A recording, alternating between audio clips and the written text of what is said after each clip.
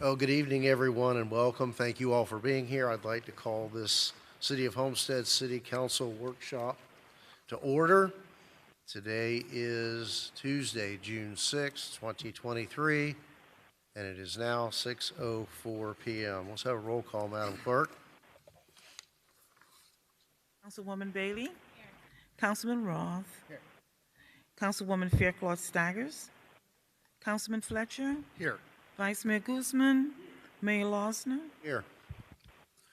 Thank you. I know this is not a regular council meeting, but given the date today, I want to just take a moment and let's take a moment of silence and reflection on the events of 79 years ago of June 6th, 1944. And I don't think it's at all cliche to say, but for the sacrifices that were made that morning, we might not have the freedom to be sitting here doing what we're doing right now. So let's just have a real quick moment of silence. Okay, well, thank you all. And we'll let the record reflect that Councilwoman Avila has joined the meeting. All right, we are here today to discuss a purchase proposal that has been submitted for the Old City Hall site, a redevelopment purchase proposal that is before us. Mr. Manager, would you like to kick this off? Thank you, Mayor. At the January 11th, 2023 Council workshop, Mayor and Council discussed their desired amenities as part of the Old City Hall site redevelopment project and their desire for financial certainty in deal terms.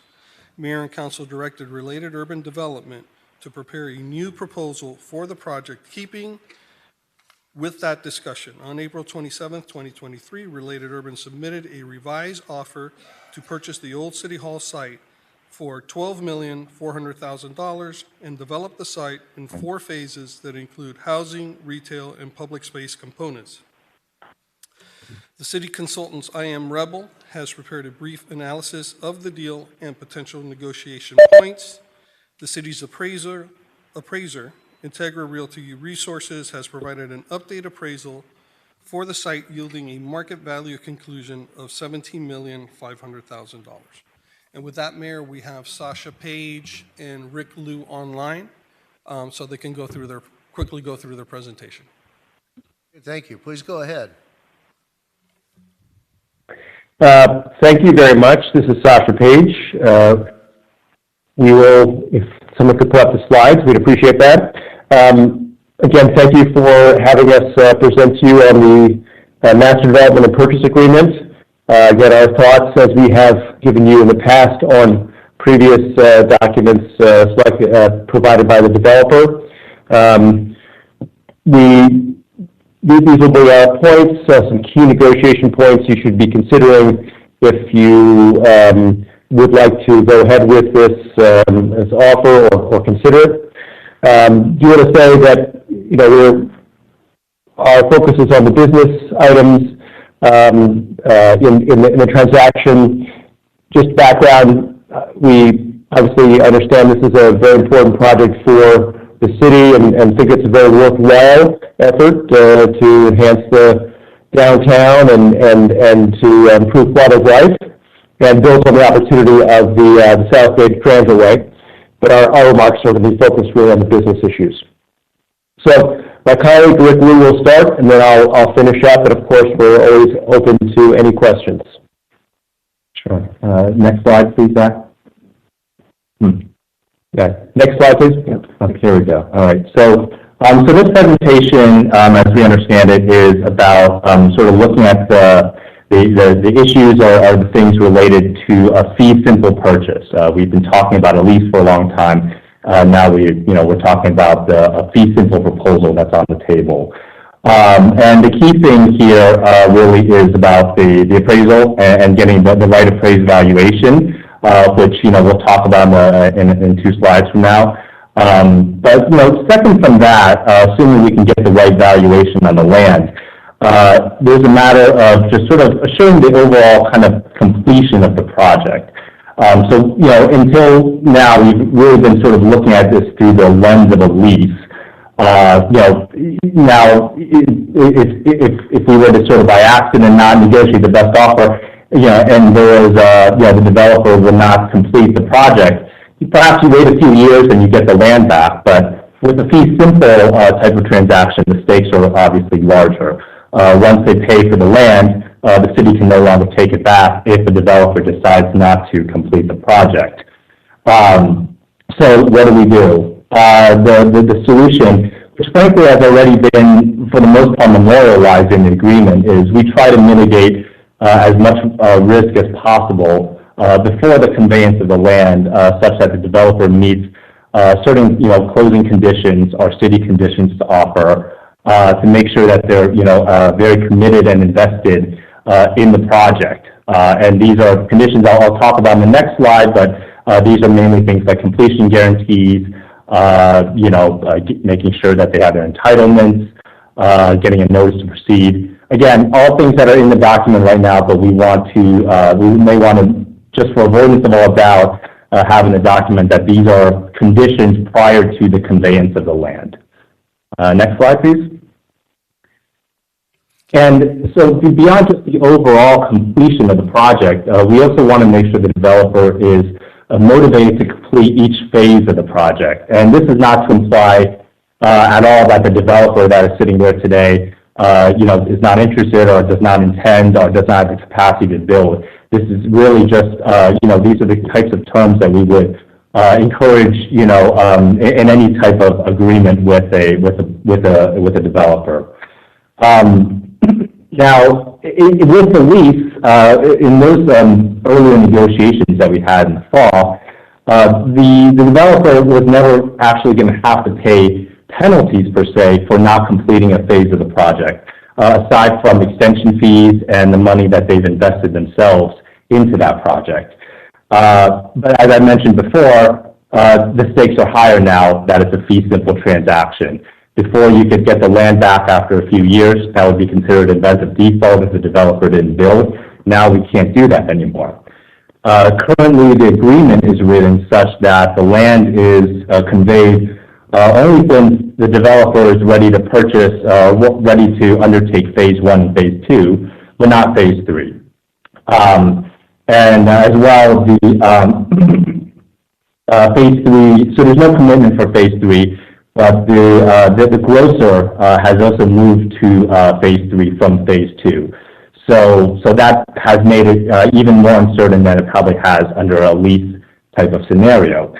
As mentioned, assuming we can obtain the right valuation for the overall property, some might say this is a fair trade.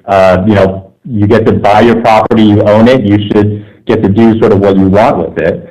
But if the city wants to really make sure that the phases all can be developed here according to sort of the site plan and the proposal, one solution to better accomplish that may be such that conveying the land for phase 1 and 2 only when they're ready to do phase 1 and 2, but holding the land for phase 3 once they're ready to do phase 3. That may mean the city gets less money up front because they're only getting the land for phase 1 and 2, but that does mean that some assurance that phase 3 will get done. So that is sort of an option to consider. And obviously they would want to meet all those closing conditions. Secondly, with the grocer, as I mentioned, it's now become more uncertain now that it's in phase 3. There's no obligation for the developer to do this. If desired, the city, may want to consider requesting that in phase 2 if that's something they truly want. Next slide. Yeah, on the next slide, you'll see the third point is the appraised value.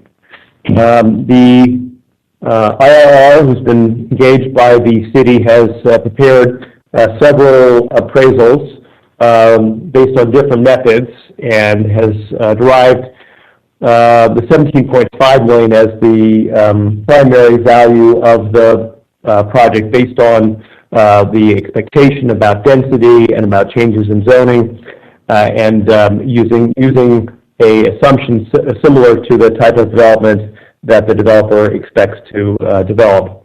So that's $17.5 million. This compares to the $12.4 million that the developer is currently offering.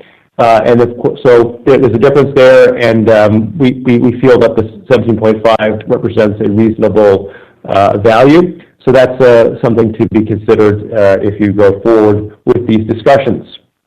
On the next slide, another item is the milestone payments. In a similar way as with the lease agreement, should the developer want to extend its fee simple transaction, they recommend or they propose a $667,500 extension price for 1 year at a time, up to 2 years allowable, and that will be credited to the final price. This is not dissimilar, as I mentioned, to what they've asked for in the lease arrangement. Again, the question is, would you be happy having the property sit for 1 or 2 years without development if the developer decides not to, it does not want to or cannot obtain financing or what other approvals to move ahead? And then, as my colleague Rick mentioned, there may be, if you decide to do something with a phase 3, you may want to consider a similar kind of arrangement if that's appropriate, i.e. a fee simple transaction at the time that phase 3 is potentially ready, and that's something to be discussed.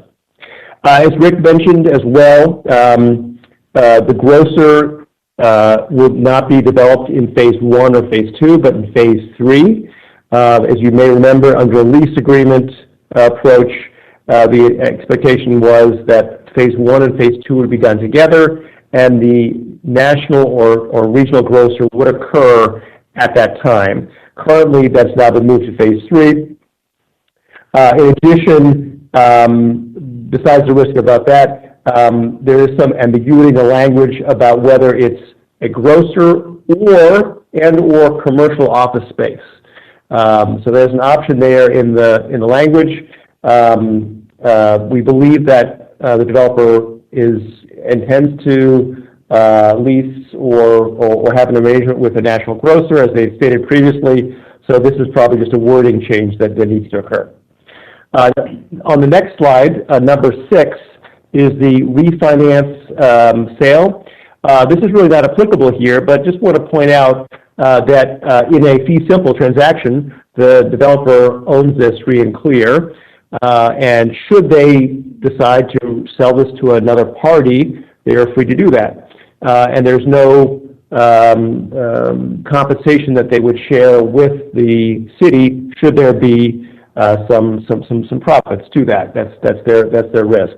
So I just want to point that out. That contrasts with the lease arrangement, in which they have language that says they will provide, they will share in some of those monies, although the priority of those payments have not been, we feel are not appropriate because it's not clear if the city even would get any proceeds in the format that they presented under the lease. And that's the column on the far right. I should have mentioned that. On the far right is the terms in the lease agreement, as opposed to the other boxes referred to the master development agreement, the purchase agreement. Number 7, the last slide. Again, point about force majeure. I think this is a similar point as we had before in the lease. We recommend that the language be tighter, that only named disasters be considered force majeure, and that then limits the developer from ways to get out of certain obligations. And that is really all that we've done. If you take the last slide here, please, I believe, to the last slide. That's a comparison of the lease and the fee simple arrangements. The number of units the developer proposes are the same. The amount of commercial retail square footage is less in phase one and phase two, but more in phase three. It's roughly the same between the two in all three phases, but because they're only committing to phase one and phase two, as we said already, it's not absolutely guaranteed, or there's no legal obligation for them to build out the retail or the commercial in phase three, according to the current arrangement. They've also moved the structured parking units from phase three to phase four, and they've increased the public amenities from around 35,000 to almost 100,000 square feet. So we'll conclude there, and happy to take any questions now or later. Any questions at this point from council? Can you go back to the slide, I think it's about halfway back, that talks about the different appraisal amounts and the various, there we go. Okay, so Slide, yeah. that's it. As this is structured as a purchase of raw land that will have land use entitlements at the time of the purchase,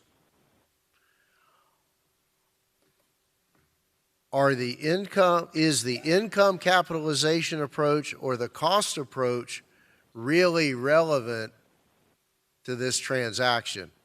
I would think that, you know, if we're going to compare apples to apples with our comparables, it would be based on a sales comparison of raw land. I guess, you know, as popular saying is, change my mind. Why would those, you know, admittedly higher amounts be relevant with this fact situation? And Mayor, we have Charles Bedell here from Integra to go ahead and answer any questions about the appraisal. Charles? Well, so if there are no further questions from council on the consultant's notes, let's segue into the appraisal.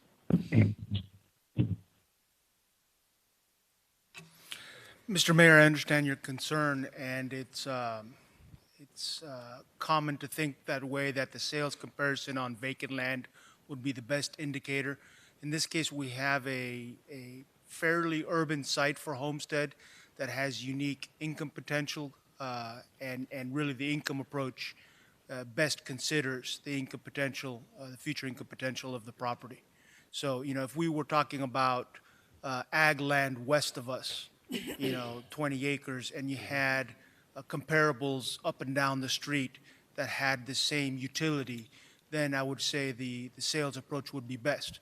But the sales that we use, while we do our best to use the most similar land comparables available, really and truly the site is kind of unique because of its location, and consideration of the income potential of what you could build there is best suited to indicate what the value should be.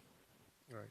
Okay, so, and I guess that is, you know, the validity is somewhat based upon your perspective of what the developer's income from that project should be versus what they believe it will be. Yeah, definitely. We didn't have the developer's projections to consider in our analysis. Oftentimes when we're doing appraisals of proposed projects, we'll consider the developer's own projections, and then we'll go out to the market and find our own support for projections and reconcile the two. In this case, we based our income projections on analysis of properties that are in the market that would compete with this project once it's completed.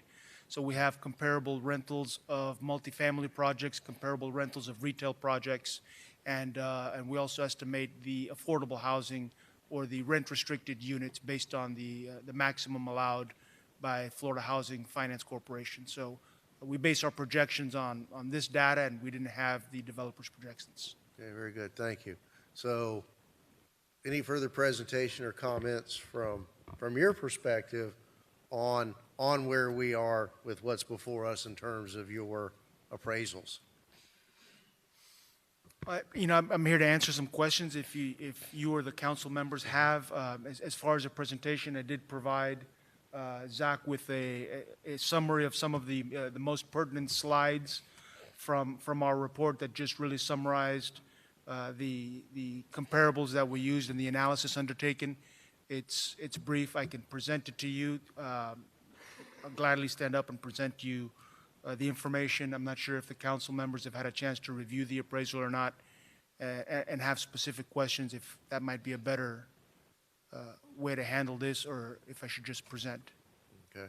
So, well, let me ask the manager then, because you mentioned that you did not have in performing your income capitalization number of 17.5 millions, the proposer's income projections. Didn't we have some prior projections, income projections, that were provided to us as the basis for under the lease arrangement? I mean, I know we had really big packets of numbers and pro formas. I thought we had that.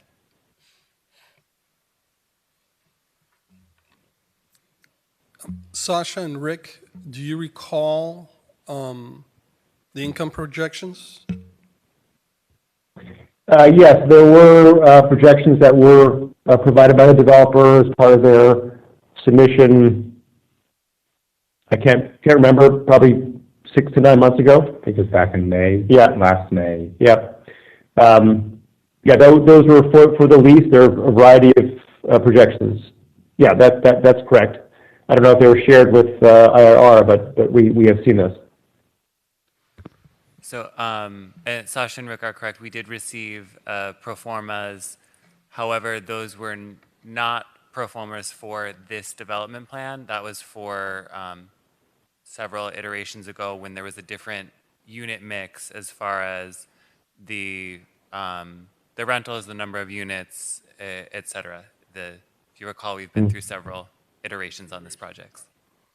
No, we have. I don't recall that in the last lease proposal that the unit count changed from where we are. I mean, certainly the mix of retail, restaurant, other commercial, and open space has changed significantly, but certainly not on the, so, and I guess at some point we'll let Mr. Milo address that if he thinks that's relevant to our discussion and some determination of value in comparison to what's being offered here as a purchase price.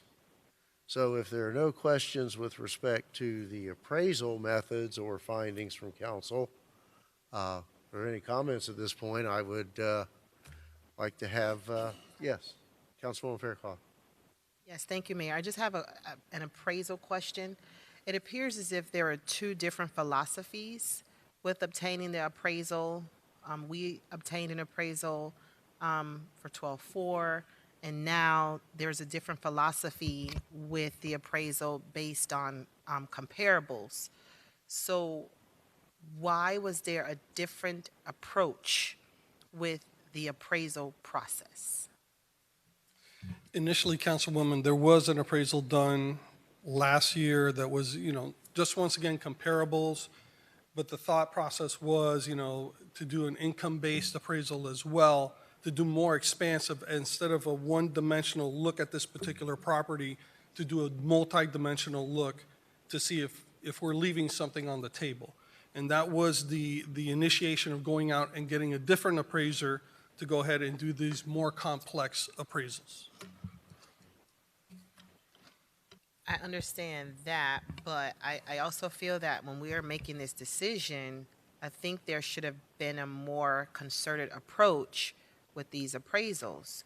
We said, hey, this is the appraisal, 12.4, and now our consultants go back and come up with a different appraisal with a different philosophy.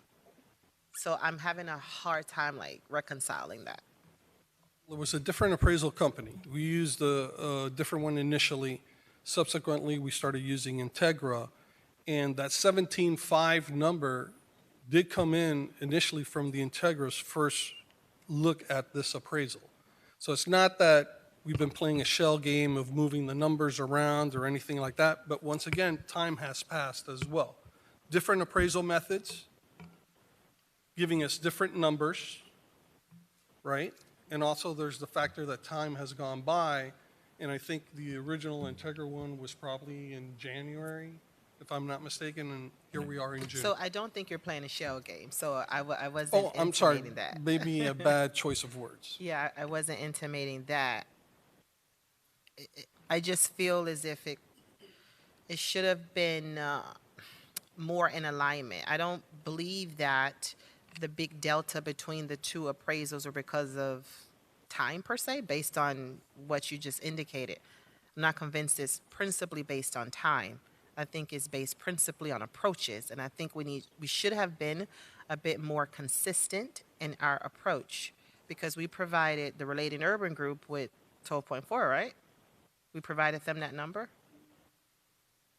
From the original appraisal, yes. Right, right. So my concern is with consistency, and I'm just asking these questions because they're coming to my mind. And my other question is, and this is a moving forward suggestion, these presentations should be presented to us prior to these meetings. This shouldn't be the first time. This is a lot of numbers. This is very important. We have to digest and process this. So a 10-minute presentation, swiftly going through this information, I don't think is fair to us up here.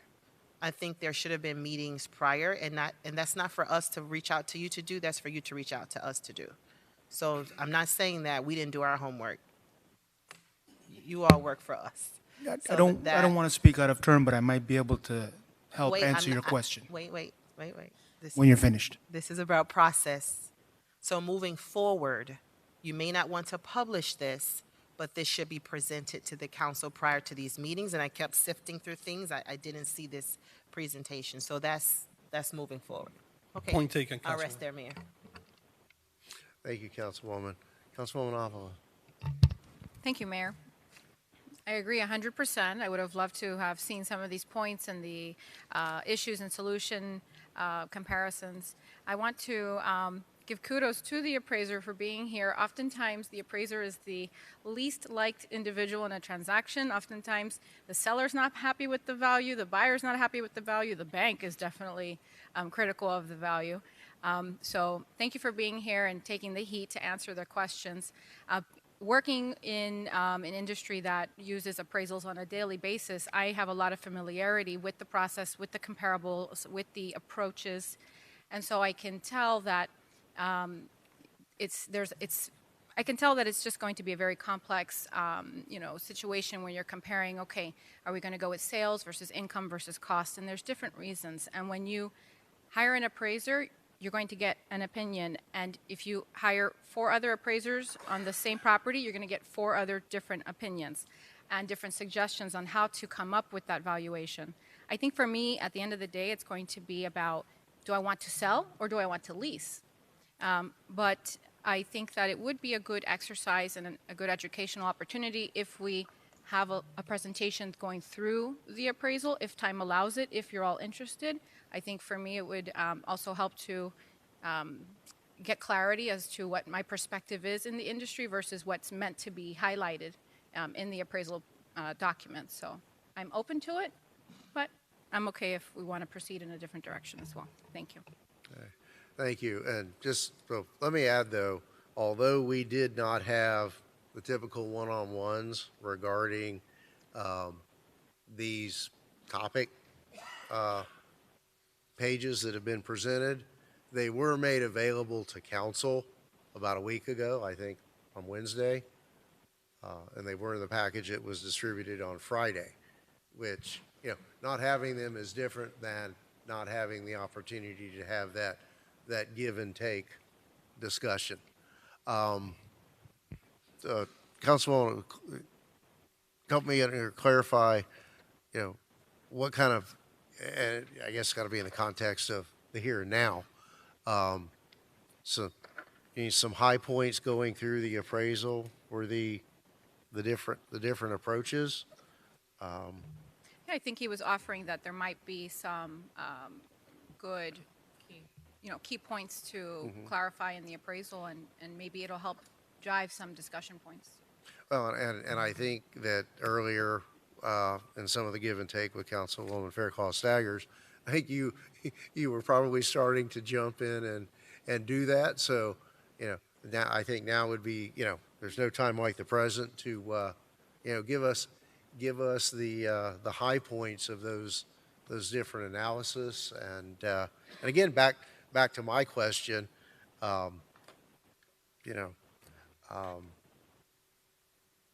comparable sales in a purchase proposal versus using another analysis. I mean, clearly under this, we're not going to be a partner here. God bless them. They close the deal, build it, and make money. And so, please. Thank you, Mr. Mayor. To answer the councilwoman's question from earlier, I think it's a very important factor in this analysis that we undertook, and it's really relevant in every type of appraisal we undertake. You have to reconcile and focus on the analysis that best suits the property and provides the most reliable answer. And whether we use direct sales or income or cost is really based off of, or whether we reconcile to one of those approaches is based off of which approach provides the most reliable answer for the property we're appraising. And in this case, as I mentioned a little while ago, we have an urban site that has a planned utility that is, I imagine, going to be approved by the city for this developer. So the sales approach, looking at this site versus other comparable sales of sites that have, thank you very much, that have transacted in the market is really made up of a couple of different components. We look at sales of multifamily land and sales of retail land and combine those values. That said, the sales that we're looking at have really different utility, and when you're appraising land, you primarily want to consider the utility that the land can be put to.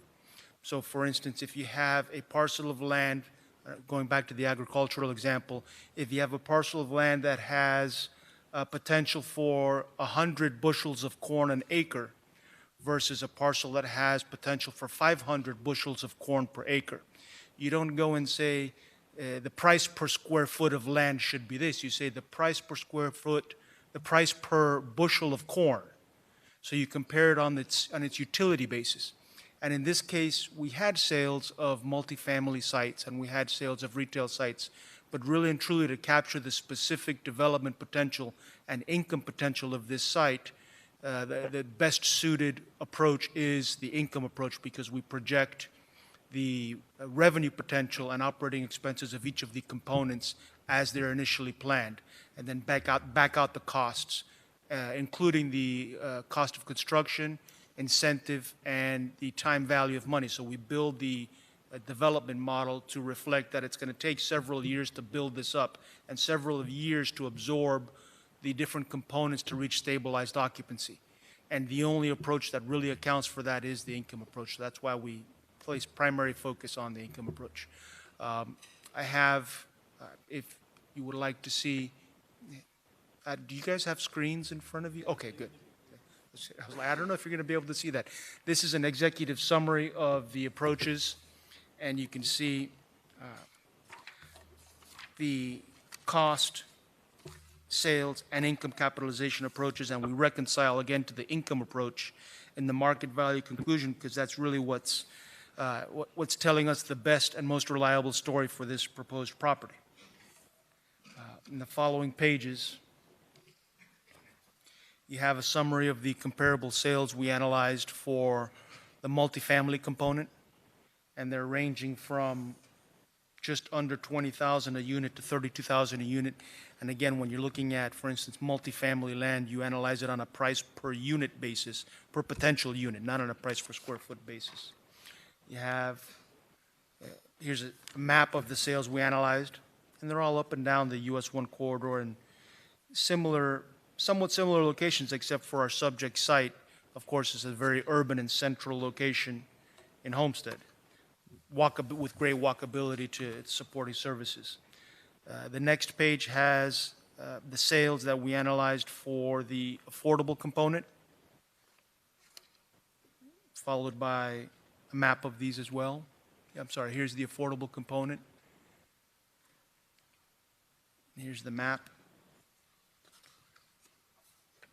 And the next page, on page 87, we have, well, page 87 of the report, these are just snapshots of the report, the sales that we looked at for the retail component.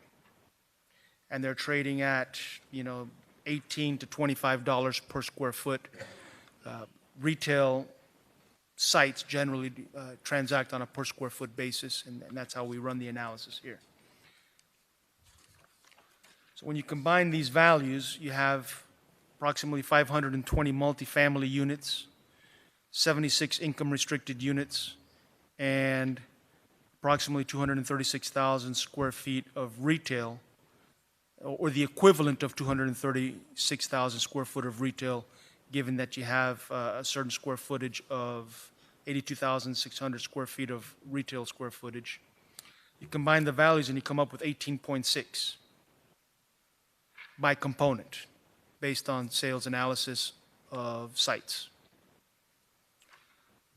The following pages, we run the same analysis, but we run it on a comparison of finished product, finished stabilized similar product. So this is comparables of multifamily developments that are proximate, or the nearest proximate. They're mostly north of us, but we focus on newly delivered product in the last, 3 or 4 years. And these are the sales of the most recently built product. And they range from $240,000 to close to $300,000 per unit. And this is again for finished product that's been delivered and stabilized. This is the grocery component, which I saw that may or may not still be included, but we provide, again, by component sales of groceries that have transacted. And the geographic area that we look at for sales of groceries is a little bit broader because there aren't that many sales in any given time period, any relevant time period of grocery stores. So we kind of spread out and we went further north and west to the West Coast. But you can see on the next page, the grocery stores from page 113 end up trading at, between $200 and $400 per square foot, depending on location. And the retail sales are relevant to the non-grocery component of the project, and they trade between $200 and $300 a square foot, more or less, and you have the sales. And here's the map. So for the sales comparison approach as completed, as proposed, we sum up the values of the different comparables, and we subtract our estimate of construction cost and our estimate of lease-up costs. So we have in a prospective as finished value of $211 million. We subtract approximately $140 million in construction costs and $57.5 million in lease-up costs, with lease-up costs being comprised not only of the foregone rent that you would have during the construction period, but also any concessions or abatements such as free rent or tenant improvement allowance you might give to the retail tenants. So we subtract all those costs and we come up to a value of $13.9 million. Then in the income approach, it's similar to the sales approach in that we're considering the project as it's going to be built. So we estimate the rents for the apartment units, the rents for the stabilized units, and the rent for the different retail components. And we plug this into a discounted cash flow model, which I hope you all have a copy of this here. If you can see, you have this discounted cash flow model where you have the project being built in phases.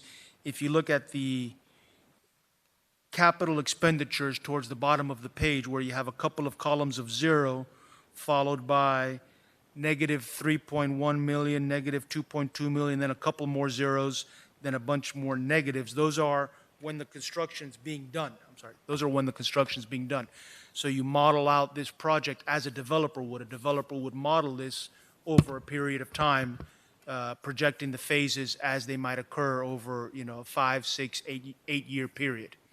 and the discounted cash flow model takes into account the time value of money, expense growth, revenue growth, incentive, to come up to the final conclusion, which is 17.5 on the next page. And really and truly, this discounted cash flow model is the most relevant and the most used by developers when they're making a decision about whether they should build or not and how much they should pay for land.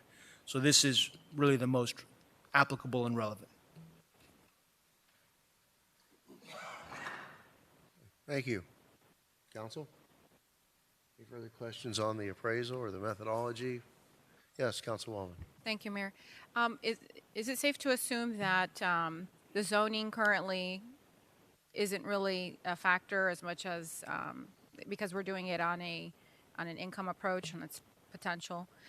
Better said, if we were to pass, and change the zoning on this property now to mixed-use technology or residential or commercial, that would be a moot point, right? Because we're considering it based on the potential of the project that we're considering.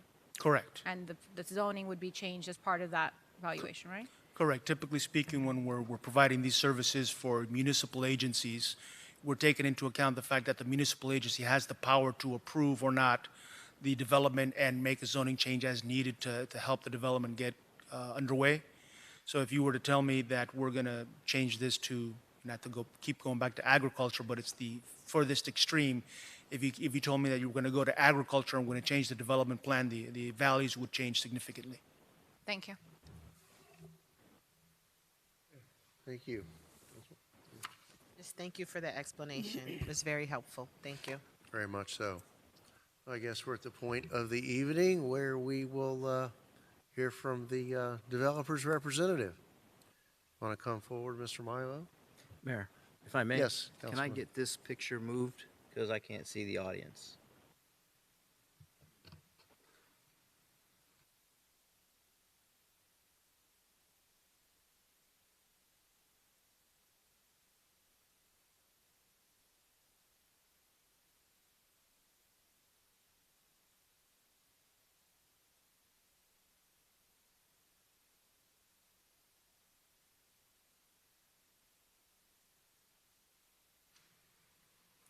Thank you, Mr. Mayor. Albert Milo, President of Related Urban. Let me just, for the record, just clarify a little bit of what was said. And Councilman, or Mr. Mayor, I think the fact of that we are actually purchasing a piece of property, the sales comparison approach is very relevant. So I would have to disagree wholeheartedly with that statement. But to Councilwoman Fairclough-Staggers, I think you made a very valid point. Twofold. Number one, several workshops ago, I remember you asking the consultant, has this developer done anything correctly? Because all they proffered were this issue, that issue, this issue, that issue. Nothing was to their liking. So today, you hear from the consultant again, and you hear about all of the challenges with a leasehold interest. Well, the reality is a leasehold interest is not on the table today. We came here in January, we had a discussion. Different members said, hey, maybe it is better to consider a for-sale approach. I think Vice Mayor was one of the ones that brought that up, and we went back to the drawing board, and we did that. And so we proposed a different deal with a fee-simple approach. Yet, we open up this presentation about the leasehold is better like this, the leasehold is better like that. I just think it's a distraction. It's a distraction. And it's not something that's even on the table. So why waste, the council's time? Why waste our time? Why waste your lawyer's time? Why waste the taxpayers' time? Because I'm sure you're paying these consultants. I'm sure they're not doing this for free. So what's the point of a futile exercise to debate a deal that's not even on the table? But to your second point, which I think is even more important, you asked the question, and you hit the nail right on the head. It wasn't a shell game. That's not the right word. It's moving the ball, moving the goal line. Why? Because the city hired an appraiser, and they asked the appraiser to do an appraisal on a sales comparison approach. And that appraisal came back in December and said the land is worth $12,285,000. That's what he said. I guess the administration or the staff wasn't happy with that number, and they hired a second appraiser. Same thing they did with the consultant, because this is consultant number 2. You had a previous consultant that also, I'm sure the city paid a lot of money to. Maybe they didn't like that answer. They had to go to consultant number 2. So I guess they didn't like the first answer of appraiser number 1. We go to appraiser number 2. And to your point, that appraisal had a sales comparison approach of $12.4 million in February. Because we were here in January, and the discussion was, we're still waiting on the appraisal, and we don't want to make a decision today. We want this new appraisal to come in. We said, fine, let the appraisal come in. Once the appraisal comes in, please provide us a copy. And once you provide us a copy, we're going to follow the council's instructions, and we're going to modify our deal from a leasehold interest to a fee simple deal. Appraisal comes in late February. Staff provides it to us. And in April, we provide you a revised proposal, an MDA, on April 27th for a fee simple purchase based on what? The 2 appraisals that had been provided to us at the time. $12,285,000, 12.4. We put the higher value, which is what we were given. Subsequent to that, unbeknownst to us, as we continue to look to find an answer as to when we were going to have this follow-up discussion, finally we get to today's date after trying to get a few dates earlier. Just last week, I've been trying to get a hold of the manager. He was out of town. And I get a response from Mr. Good on hey, by the way, because I was asking for comments. You guys got any comments? It's been a month that we've given you the MDA, fee simple. You have any comments that you want to share with us? I'd like to have them, at least to your point, I'd like to have at least a week to be able to see things and be able to react, to come here a little more prepared. On the 31st, I get an email. Manager was out. I get a draft comment, which, by the way, says don't share, draft only, can't show to anybody, but yet it was emailed to me. I have it here. I'm gladly pass it out to the council. And here are all these comments, most of the stuff you guys saw earlier today. In addition to that, just a comment saying, hey, we're going to do a new appraisal, and by the way, it's going to come for a higher number. But don't worry, we'll get it to you when we have it. Well, here we are today. It was never sent to me. No, sir. I did not. So just like you showed up here today to see this, I had to go online yesterday and look for that to be prepared there. So nothing was provided to me prior to this meeting. But I'm here. I'm here.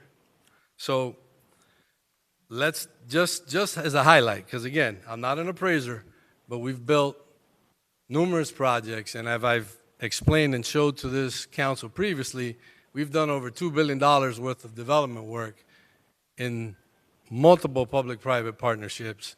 So and I want to impress upon the council, our success is not because we have the best designs.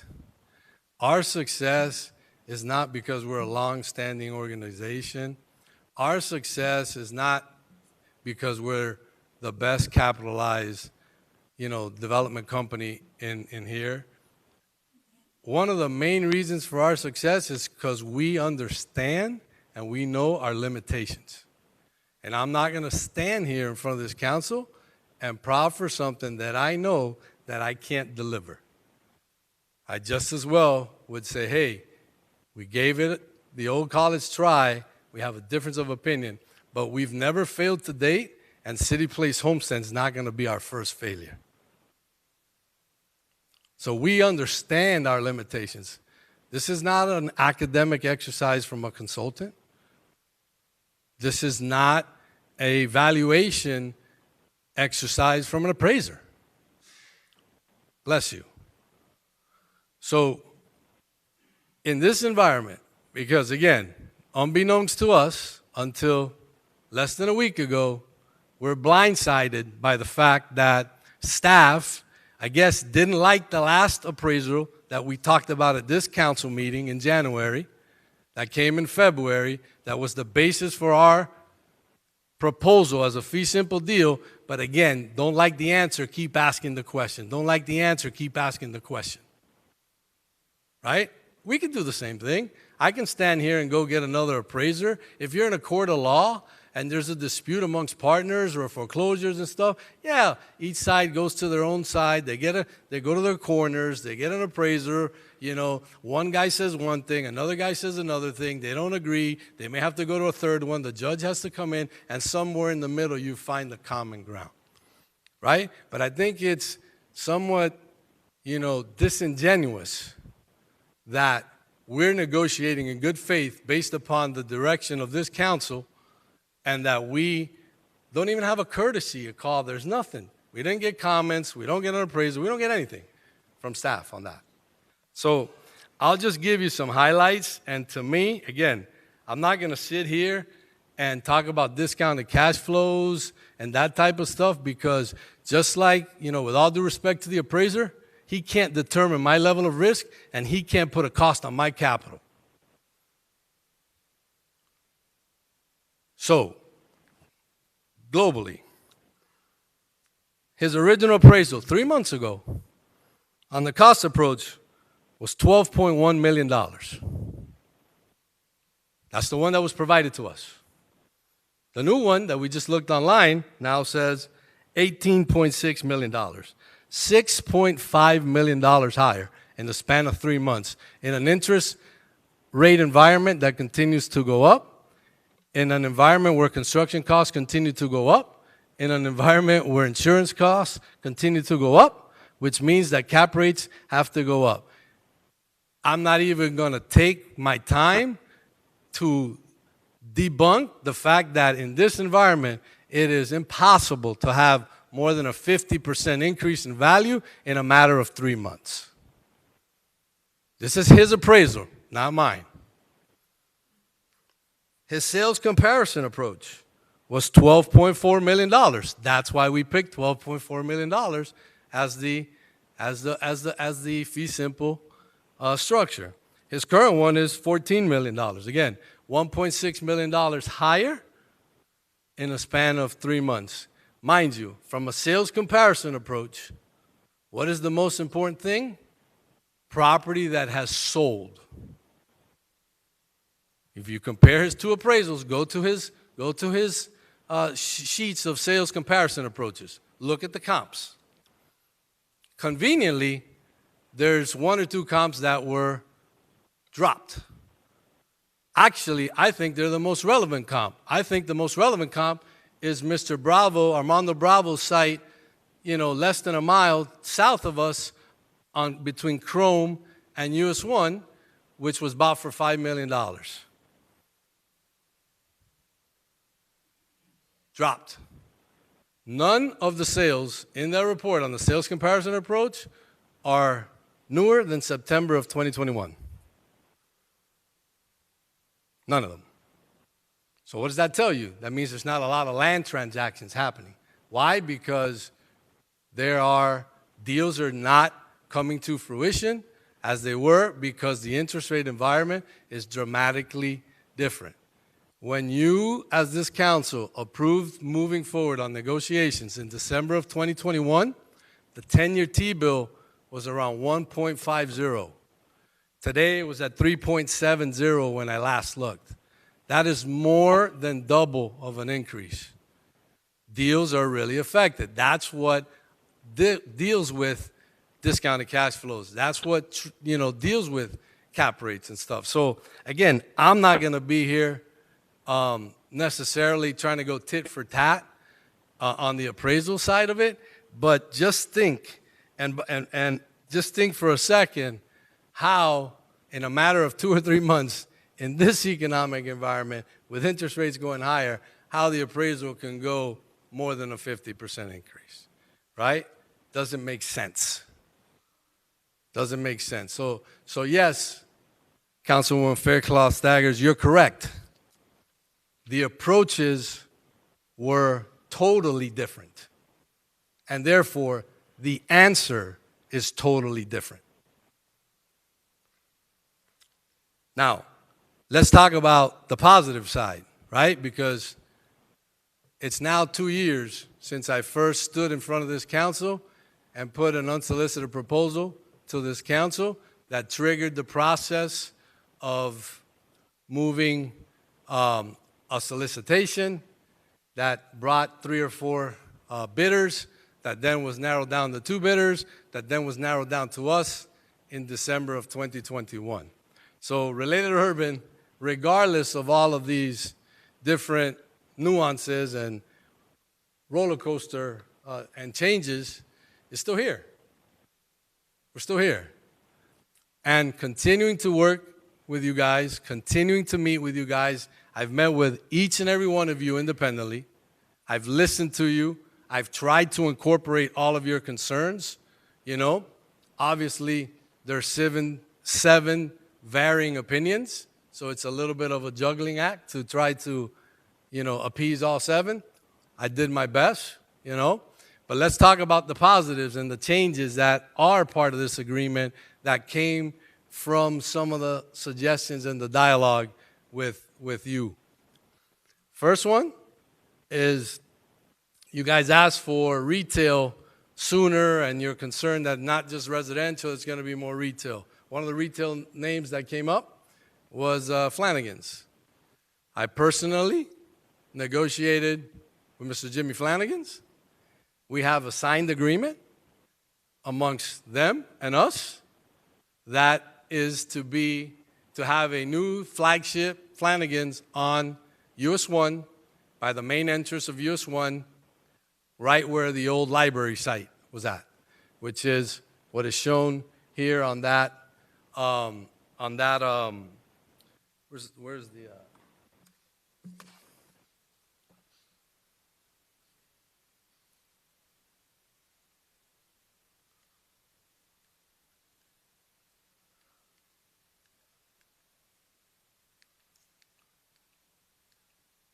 so you see there on the, on the bottom left-hand side by the main entrance there, you'll see that's the new Flanagan's store. Mr. Flanagan's couldn't be here tonight, but we have his legal representative, Mr. Dan Espino, who's their attorney, that represented Flanagan's, and I can tell you, and I'll let him say a few words if he wants to, to chime in, but 2 components that are key for Flanagan's. Number 1, fee simple to own their real estate. That was a non-starter for them if we couldn't do that, number 1. And number 2, we're looking to have a curb cut on US 1 on the northbound lane to be able to make a left-hand turn into the site there. So I'll just let Mr. Espino say a few words if he wants to, just if there, because I mean, just to put to bed any questions as it relates to whether Related and Flanagan's have a signed agreement or not. Mayor and Council, good evening. Danny Espino, representing Flanagan's. Thank you for allowing me to join the Homestead Milo show this evening with all of you. We're very excited to be here on behalf of Flanagan's. Certainly, Flanagan's is an institution. It's family-owned and operated for decades, and any community that is a community is lucky to have one. I know that they've been eager to find a home in Homestead, and I believe, I'd like to say, that Homestead is eager to have them, and I think we have a home in Homestead City Place. I've sat on all sides of a dais, and I understand how important this decision is. I understand all the things that you have to weigh in getting to this point. I'm going to just give you our slice of the pie, our slice of our perspective, and I'll start macro and just get down to the points of the deal that I'll just mention. So first and foremost, you're right to push for a commercial. You're right to push for a lot of constraints on the commercial. Certainly, as we've handled other projects, I know how important commercial is to all of you. But you should know that retail is in free fall. It has not been easy for retail, and you guys know that I say this with other hats on as well. Those of us that made it out of the pandemic, then we run into a highest inflationary period since the 70s, only to be sliding butt backwards into a recession. When you factor in the cost of money and the cost of construction, the idea of getting a proliferation of retail, given the vacancies, is not high. But for Flanagan's, it's an opportunity when you come couched within a Homestead City place. The other thing I'd like to say is, in that same vein, Flanagan's is not a developer. We know we need, and we develop our shops, but the idea of putting together a project like this certainly is a far-fetched within our skill set. That being said, we advocated for the things that we needed, as Al mentioned. Certainly we wanted prime placement. I like to think that we're one of the anchors. And I think that it also shows the responsiveness of Related to come and partner with us, become a strong tenant for attracting other retail and making sure that it's not just the captured audience of the residential, but certainly that the retail works off with each other. There's a there's a City Place near where I live in Doral, and one of the most critical things about that is having stable anchor tenants like Cooper's Hawk and Tap 42 and some of the entertaining components that help attract that smaller retail that make it viable, because otherwise the pedestrian retail is in free fall. The value that were discussed at the 12.4 is what we based our deal on with them. Also, the fee simple is what we based our deal with them. And the reason it's fee simple is because we require fee simple. One of the deals, parts of our deal that's a deal killer, is if we don't own the land underneath the shop, underneath the restaurant. Of course, we also are looking to have our brand accentuated in a prime placement location with a curb cut so we have access. And I think that corner needs it anyway. But more importantly, it's also situated in a development like this. I think that you will have incredible community partners with Flanagan's and the greater Related project. I also think you'll have tremendous community response when that becomes a destination in and of itself. And I've had conversations with some of you, just generally speaking, how Miami-Dade County is becoming a place of nodes. A place of nodes. Doral's a node, Coral Gables a node, Hialeah wants to have a node, Cutler Bay is establishing a node. And frankly, this could be a node for all of you, and I think that could be a tremendous asset in the community when it lets the greater community know that this is the higher level of development that Homestead is requiring with higher level players like Flanagan's. Happy to answer any questions you may have. Otherwise, we look forward to your support because we want to make Homestead Flanagan's new home. Thanks. Thank you, Mr. Espino. Questions from council for Mr. Espino? Hey. Mr. Milo, are you able to zoom in on the components of this slide? Maybe. The detail's really hard to see. Yeah, maybe the clerk can help us out because I wasn't really working here with the. And again, just there you go, getting there. So to the left a little bit. To the left, for you can Flanagan's. see that. Yeah. And just for frame of reference, that driveway off of US 1 is the driveway, the location of the entrance that currently exists off of US 1. Just to give you that. That is correct. That perspective. Yeah, so again, in the site plan as a whole, and let's talk about some of the other enhancements that we've made since our last workshop here. So one of the other very established businesses that we've been working on to bring to the site is Pinecrest Bakery. I have the owners of Pinecrest Bakery here, Efrain and Gladys Valdez. They're in the back. Welcome. Thank you for coming down. So again, while we've been we're waiting for the appraisal and waiting to send the stuff, we're at work. We're at work trying to make City Place Homestead, again, the legacy development that we always thought it could be, June of 2021, and the same legacy development that we think it could be June of 2023. So several other enhancements that we've made. The previous site plan had 3 buildings of 8-story and ground floor retail. There was one, and then maybe slide Zoom back out, to the, and we'll focus on to the right. on the building. So the idea is to have Pinecrest Bakery also here on US 1, so there'll be the 2 main locations there. But if you, a little further up, yeah, Zuno's up there. The There big used to be a building building on the in the main. back. Right. There you go. So the Phase 1 building is we were able to design it a little different, still get the same amount of units as was previously discussed, 596 units.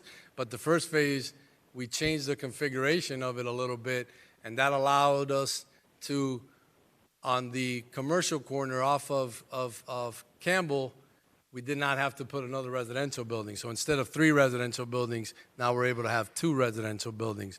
And that is giving us the ability to have a little bit more retail, as was said earlier. But more importantly, it allowed us to triple the open space in the site plan. We went from 30-some-odd thousand to 90-some-odd thousand. So though we have the same amount of density, and though we're still at 8 stories, we have a much better flowing site plan. We still kept our central feature of the promenade, the central promenade, the water feature in the middle, which is, famous for our City Place brand.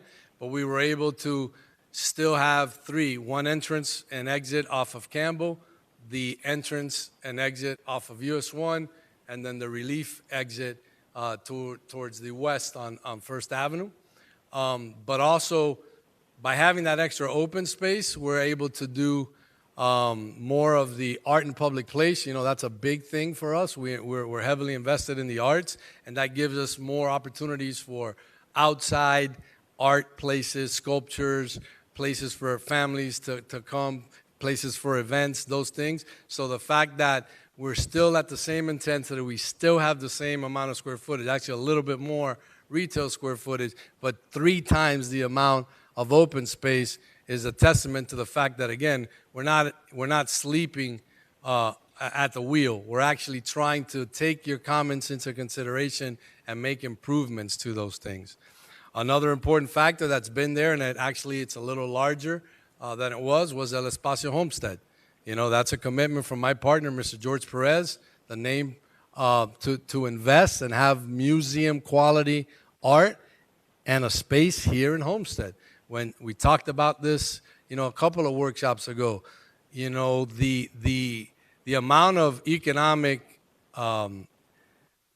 engine that something like Art Basel brings, which is international, is amazing.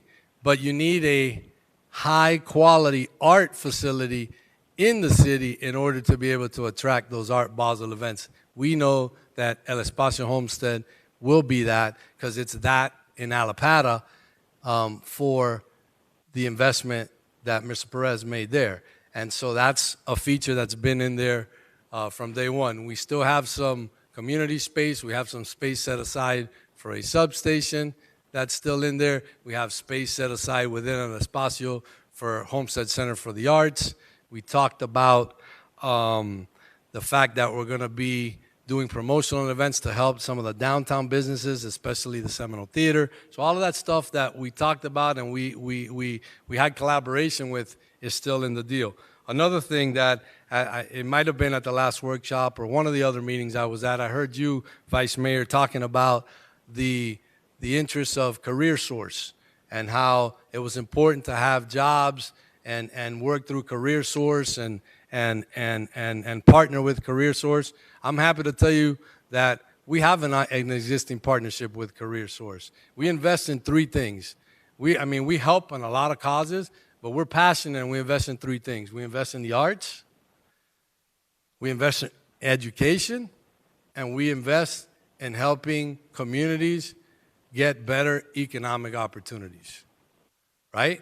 And I'm going to pass out a little flyer for you so you can see a partnership that we have with Miami-Dade College, with the University of Miami, and with CareerSource, talking about an apprenticeship program that is specifically for that, to have better job opportunities as project managers in the type of developments that we build, right? This is going to be several hundred millions of dollars worth of development that we're going to invest in your city.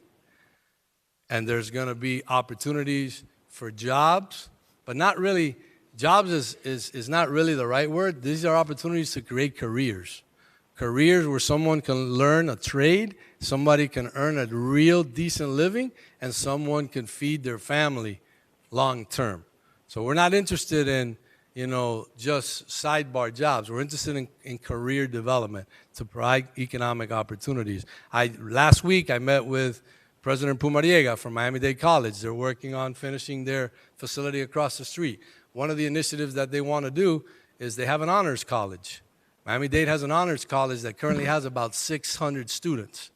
Not many kids can get in there. There's a lot of kids trying to get into that program, but they only have about 600 slots. Well, she wants to bring it to this campus in Homestead.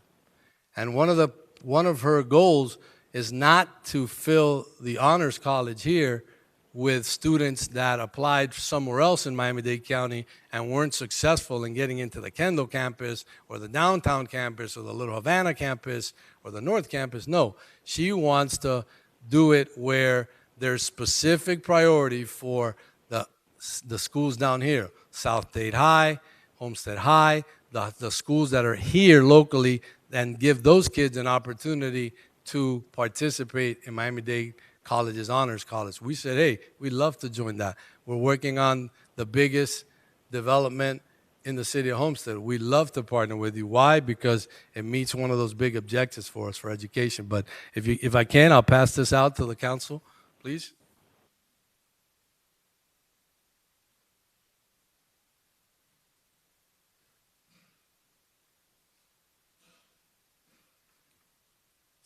So that's just another example of us and how we always want to be community partners in what we do. We also have, as we talked about before, we're working really hard, and our site plan is based upon us preserving as many of the mature trees on site, because those are things that are not easily replaced, right? So we're trying to work around making sure that we can keep a lot of those trees. We're also working, and we talked about preserving some of those murals on the old City Hall, where we're going to try to get those, take those down, and have the mural wall and the art in public places program. So again, I think you know by now that we are committed to this project. If we weren't committed, I wouldn't be here. I wouldn't be here. So we have an opportunity to continue to better the project. Like I think I've shown all of you, every time I've met with you, I've always been listening to your ideas and trying to be responsive to those ideas. When I can do something, I think I've told you I can do it.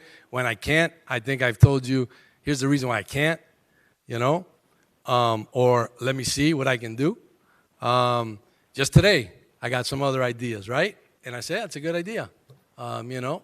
Maybe that's something we can do. I think we can tweak that and make that happen. So we have the willingness to be the right partner for the city. We are committed to doing this. We have the experience in these type of complex developments. We have the capital to pull these developments off. I was just up there meeting, and I don't know if you guys have had a chance to see the Florida Trend magazine, but in Florida Trend, our company was there featured in the front. I actually took it from your thing. I'm going to return it to you now, Mr. Mayor. It was in your lobbies up there. So if you look at that and you read here, you see that Related Group was founded in 1979, right? So over 4 decades now in business. We're the 21st ranked company, privately held company in the state of Florida, and we're one of the largest Hispanic-owned businesses in the nation. We have over 90 projects in the pipeline right now. $2.2 billion international. In the affordable and workforce housing, over 12,000 units, $3.2 billion in the pipeline. And the market rate rentals, over 12,000 units, $6.5 billion. And in the condo and mixed use, 9,000 units, over $15 billion. So, again, I'm not going to sit here and promise you something that we can't deliver. We've never failed, and we're not about to start now. But I think, you know, we're committed. We're ready to take the next step, which is to hopefully have a commission or a city council meeting where it's not a workshop to just continue to talk about this, but an advertised meeting where this council can make a final decision as to what the direction of this project needs to be. I mean, I think from a taxpayer perspective, again, 2 years, you're paying $667,000 a year to carry this property that's been sitting idle for a long time. More than 2 years it's been sitting idle. You do the math, it's almost $2,000 a day.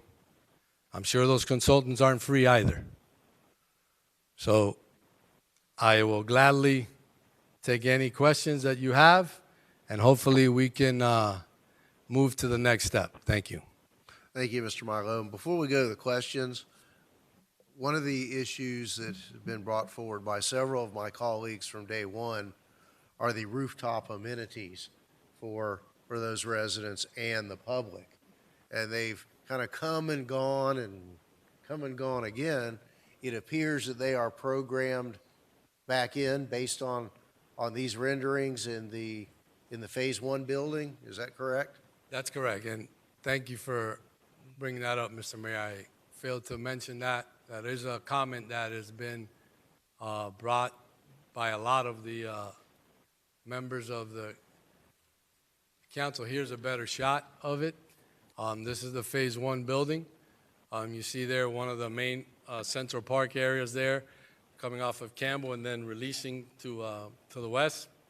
You see the whole rooftop amenity area there, full activated rooftop.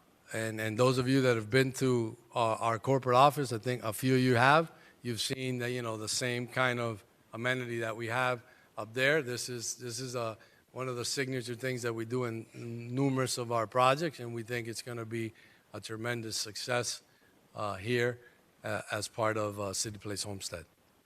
Good, thank you. So at this point, we'll kick it off for questions or comments from members of council. Who would like to kick it off? Mayor? Mr. Councilman Fletcher. Mayor, if I can. Yes. I'd like to address a couple of points that Mr. Milo brought up during his presentation. Now, regarding the appraisal, saying that it's changed. If you recall, through council direction, it was requested that we do an income-based appraisal. So that started before the new year. The appraisal finally came in April. And now Mr. Milo is saying, well, it came in at 12.2 or 12.4, whatever the number was, and now the number has changed. And so we have Charles here that can go ahead and speak to that. But I think it's key to realize that the income-based approach appraisal was in the April 2023 appraisal, and it was 17.5. So that's nothing new. It didn't come out of nowhere, and oh my God, here's a surprise. Secondly, I take issue with the comment that staff is moving the goalpost. I find that to be very disingenuous myself, being that we have been working with the Rebel Group for well over a year on this particular project. The fact that we had one consultant and we switched to another one, if you told me I did it last week, okay, I'll give it to you. But they've been working with us for well over a year. Third, yes, we sent him a draft of the consultant's report on Wednesday, a draft. Even before it went out to all of you, he had it. But you know what the surprising thing is of that report? There's nothing new in it. Same old things. What guarantee are you going to have that all the phases are going to be completed? What guarantee do you have if they just sit on the property for 2 years? Nothing new there, no surprises. So I kind of wanted to hash that out, okay, so everybody understands where we are here, okay? Thank you. May I Thank you, respond? Mr. Milo. Yeah, so I agree that your concerns on that report are nothing new, except for they're for a deal that's no longer on the table. We're not talking about a leasehold interest. So we're talking about consummating a fee simple interest transaction when the entitlements are in place and writing a check to the city. So that is dramatically new and dramatically different. Mr. Milo, if I can, the report is about a fee simple deal. It was just showing when the leased option was on, what those concerns were at that point. So the report is about a fee simple purchase. That's just showing you, hey, when we were doing a lease purchase, here were the concerns. That's all that column is for. Hey, Councilman Fletcher. Yes, thank you, Mr. Mayor, and I'd like to thank everyone here tonight for what they've presented to us so far. Thank you, Mr. Milo, for your discussion to this point. I want to start off with a little opinion. First off, 2 years. We've been sitting here talking about this project. Roughly 2 years. Kind of makes me ask sometimes, why would anybody want to come and do business with the city of Homestead if it takes 2 years to get something done, to even get started to get something done? Because we're not done yet. If we decide to move forward or not, we're still not done. We've been kicking this for a while, and I think it is all at the cost of the taxpayer. We have consultant fees, we have attorney's fees, we have, staff people that are here that have been working on this for quite some time. We could have been focused on other things, working on other projects. I just think it's a disservice to the community that it's taken this long. I want to go back and look at some of the numbers here real quick. So the original offer was 12.4, plus there was another 400,000 in there somewhere for some land use rights somewhere, so 12.8. The actual offer is 12.8 because we're actually still paying you another $400,000. So if you look at that 12.8 number at the 16.12 acres, that's $794,000 an acre. That's some of the highest priced land in the city of Homestead. And if you go over to the 17.5 million valuation, it's $1,085,000 an acre. Big difference, $291,000 between those two appraisals. So I understand where you're coming from, Mr. Milo, when it comes to that. Those numbers were kind of different for me and trying to understand. I'm not a real estate guy, okay? But I'm a basic math guy. Yep. So this right here, we've been talking about this since the beginning. Again, I think you said it, 21st ranked company in the state of Florida wants to do business with the city of Homestead. They have programs in place that we've all asked for across the board. They talk about developing communities. They talk about education and work programs. They talk about art in the community, public art. I think we are missing the boat if we don't move forward with a special call vote in the very near future. I don't know if it's time for me to make that option out there available for us to discuss, but again, we're sitting here wasting taxpayers' time and money. Just this week, we received an estimate from the county of what our tax base is going to be next year. It's back over a $5 billion evaluation for the first time since 2008. If you look at the numbers we took in last year, $4,360,000,000 were the actual tax revenues for the county tax rolls.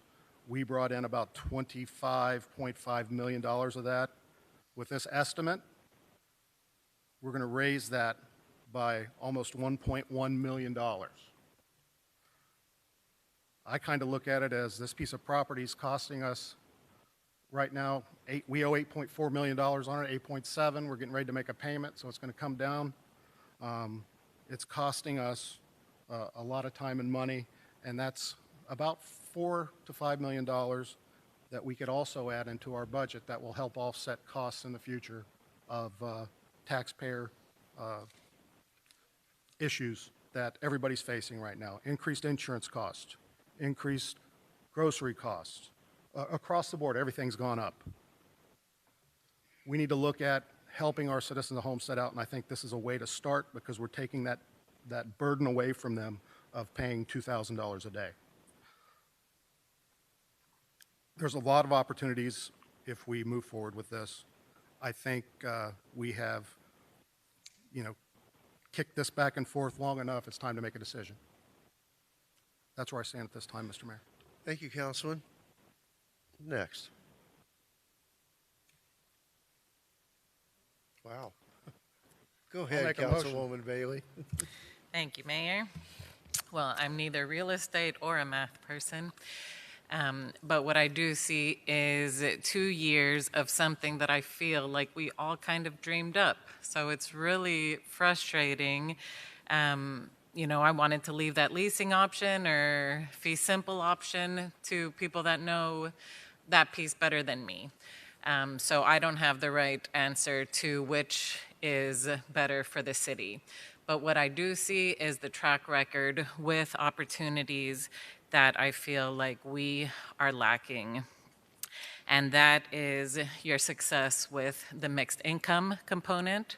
I think that is huge, especially for the Southwest, that we can get away from one extreme to another. I think that there is a key in that mixed income, and this would be a great start for that. The trade opportunities, promoting the downtown. My biggest concern with the fee simple option is how can we really help keep those small pieces that are really big pieces. So I don't have an answer for that. I, of course, am very interested in how much space is going to be available for some of these local organizations. That's really important to me as well, because this being our most valuable piece of property comes with a lot of value for small businesses, opportunities for organizations that are growing. Of course, the Homestead Center for Arts is a big piece for me. I love the art component to it, but I guarantee you that is not my number one thing with this project. We can get anybody to do some beautiful sculptures and give us a gallery, but it is that piece of bridging all of those things together that we have not seen happen. I haven't seen happen in a project for Homestead. So that is my 2 cents. Thank you, Mayor. Thank you. Councilman Roth. Sure. Thank you. Let me take a stab at this. I showed a pretty lengthy video last time we were here, and I chose not to do that this time. But I think most of you will recall what that video had entailed. And this project is rather large, and I think, Mr. Milo, you kind of cemented something in my mind when you were talking, that one, I'm totally against selling the city asset, and two, it's almost like this is not the time to sell the city asset based on the financial climate out there. So I thought about this for a long time. We've been dealing with it for 2 years, and I don't see that there's a rush to make a decision that is bad for the city, because right now I hold no bars. This deal is bad for our city.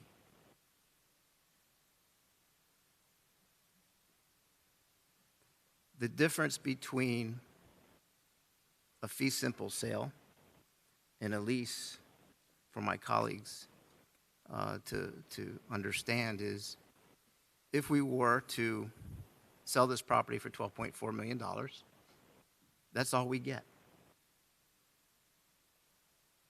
The tax revenue that's generated on the property does not go to our city. It doesn't go to our general operating fund. We don't get anything after we sign that paper for whatever the negotiated price is. That's it. It's over. We get no other revenues. In their first presentation to us back in November, I think it was, of 2021, they offered us $1.6 million out the gate as rent towards the city, plus relieving us of the $8 million plus debt. I asked to get some figures put together for me, and not at $1.6 million. I came down to $1 million a year for rent. And if you multiplied that by the 99 years, compounded by 3% increase each year, your $12.4 million turns into $588 million over 99 years. That $588 million over 99 years is generational wealth to the city that will provide additional police, provide additional cleanup crews for our city, aesthetics that people are talking about. If we sell for $12.4 million, that's all we get. So that's the difference to me when it comes to fee simple or leasing the property. I'm not in any hurry to give up control of the most valuable piece of property we own in the city of Homestead. Today, tomorrow, next week, next month. That's not anything I'm willing to do. Until we as a dais can decide if we want to sell that property off or move on to an RFP process and see what the world is willing to offer the city of Homestead, I'm going to reserve the rest of my comments, because I think the most important question we need to ask ourselves right now is, are you willing to sell this piece of property for $12.4 million, give up total control, put 600 residential units on that property, along with some retail space? Regardless of the names that may come in, restaurant-wise, grocery-wise, I see pictures. I don't believe the pictures anymore because they've changed multiple times throughout these workshops and discussions. But until we can come together as a dais and figure out if we really want to actually sell this piece of property, then I'll reserve the rest of my comments until then. Thank you, Mayor. Thank you, Councilman. Who's next? Councilwoman Fairclough-Staggers. Yes, thank you, Mayor. And thank you, Mr. Milo, and everyone for the role that you've played in this. I know this has been a very lengthy and laborious process, so I really thank you all for that. In thinking about this, one of the things that I have some reservations about is not necessarily control per se, but having a say in the direction and development of this project to ensure that we get what we want as a city. And with the fee simple purchase, it concerns me that I let go of that. And it's principally dictated by the developer. You have a proven track record. You build what you say you're going to build, but I just have some reservations about selling it and then pray that you're going to do that. So that's one concern. For me, it has always been about the commercial, always about the commercial. And when I look at this development, I appreciate the fact that Flanagan's is coming in. I mentioned that the last time we met. I'm happy that that deal has been signed preliminarily. I know that the community has expressed an interest in Flanagan's, so I like the synergy around that. But when I look at the City Place Doral, and the proposed City Place Homestead, there are stark differences. The City Place Doral appears more attractive. I was just doing a simple search of like all the restaurants that are accessible to the Doral community.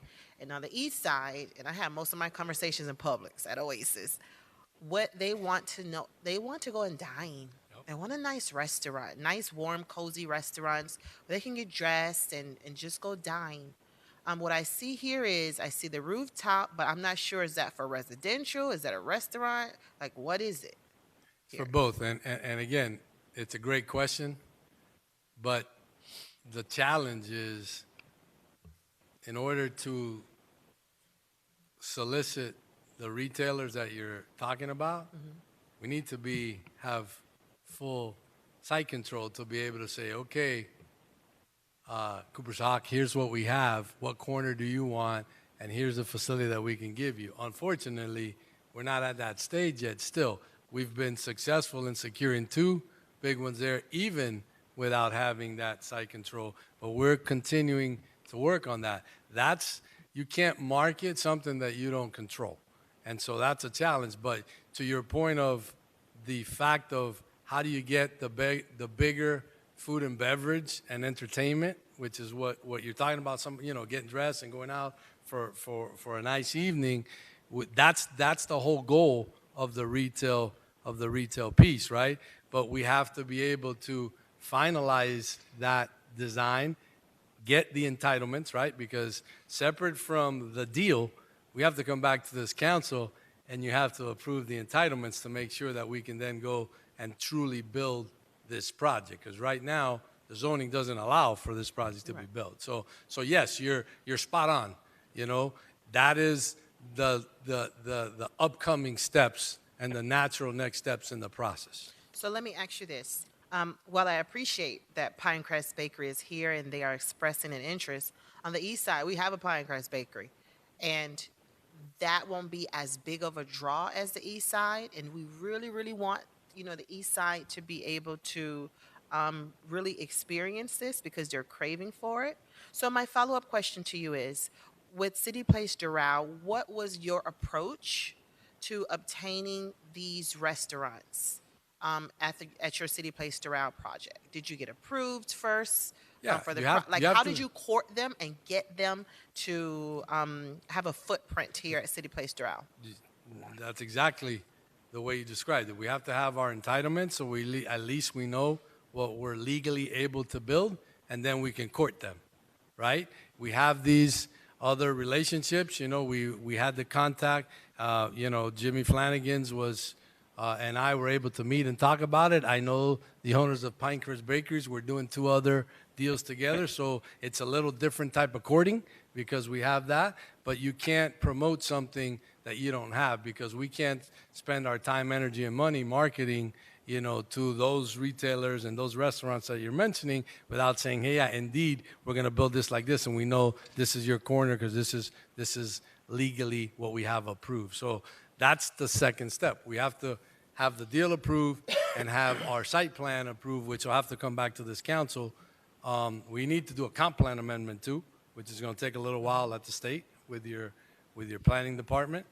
And then we can start that real courting process to line up other entertainment, food and beverage and entertainment retailers. So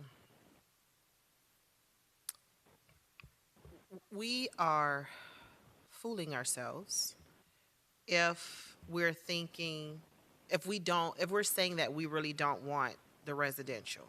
It's going to happen. It's going to happen. But we can determine how much residential is there. But for me, more importantly, I need to be able to sell this to my community who does not want any more density. Right. They don't want it. So there has to be a draw for me in order to sell this. Right now, it doesn't have the bells and whistles that I am looking for that will give me enough ammo to be able to sell this. So my question to you is, what are your big dreams for this site. If you're able to move forward, how can you enhance this and sell this to us like you sold it initially? Because it's just not giving me City Place Doral vibes right now. So what is your big goal? What is your vision? If you're able to get this, how many restaurants do you think? And I know you can't give us a number because you just can't. But I'm trying to peek into your brain and what you would like to see, and by the time 2030, the proposed end date. You step back and say, wow. What will be your wow for this project? Yeah, I think, it should be about food and beverage. Again, we have an opportunity. The site is unique in the sense that this will be the first mixed-use project in the city of Homestead, right? You have no structures that are residential over Right. 3 stories, right? The largest one is here in downtown, the parking and the movie theater. So this is an opportunity to create a mixed-use product that is probably going to set the standard. You have other larger or large, not larger, but large parcels in the US 1 corridor that could, again, create that entertainment type of district. I know that there were some discussions about historic downtown, but you need a catalyst project. And City Place Homestead is going to be that catalyst project. Now, the beauty of, and one of the reasons why we pushed that third building that was in the entrance, that was on the City Place side, and we moved that to this building in phase 1, was to give us more flexibility on the, what I'll call the corner Campbell US 1 parcel, to have those discussions with whatever type of food and beverage operators we can bring to court them in that location. So it's a little bit more difficult sometimes on the ground floor to have food and beverage. So we said, let's see if there's a way we can free up some space and do that. And we were able to do that. So to a certain extent, that Campbell US 1 corner is more of a blank canvas that gives us the opportunity to move things around as need be. Obviously, Flanagan's is set. They want that location. That's their, they want their, as Mr. Espino mentioned, they're going to be one of our anchors there on US 1 on that entrance. So that kind of locks in that piece. But by moving that other residential building to the part of phase 1, we have a big corner visible parcel within the site that we can do a multitude of entertainment and food and beverage type of facilities. But again, marketing and courting is not a inexpensive proposition. So we have to take step 1 and then allow us to then take step 2, because you will bring this and you'll have another opportunity to view and approve the site plan perspective, to your point of, hey, what can you make more attractive? What other bells and whistles can you put on there? So I think, look, we're open. Like I said, I'm always willing to listen. I got some other ideas today, and I said, yeah, that's a good idea. Maybe we can tweak something a little further here to do that. But I think we have, in this iteration, we have the most flexibility that we've had in some of the previous other site plan iterations. Let me ask you this. Is there a way we can zoom in on that water feature component? I'm trying to determine, like at City Place Doral, you have that water. Can you hear me well? It doesn't sound like I'm, you hear me? Okay. In City Place Doral, there's this. That's the idea. Yes, here. There's a central courtyard where you drive around and the water is splashing and you can sit from the rooftop. And the iconic City Place signage. There you go. Okay.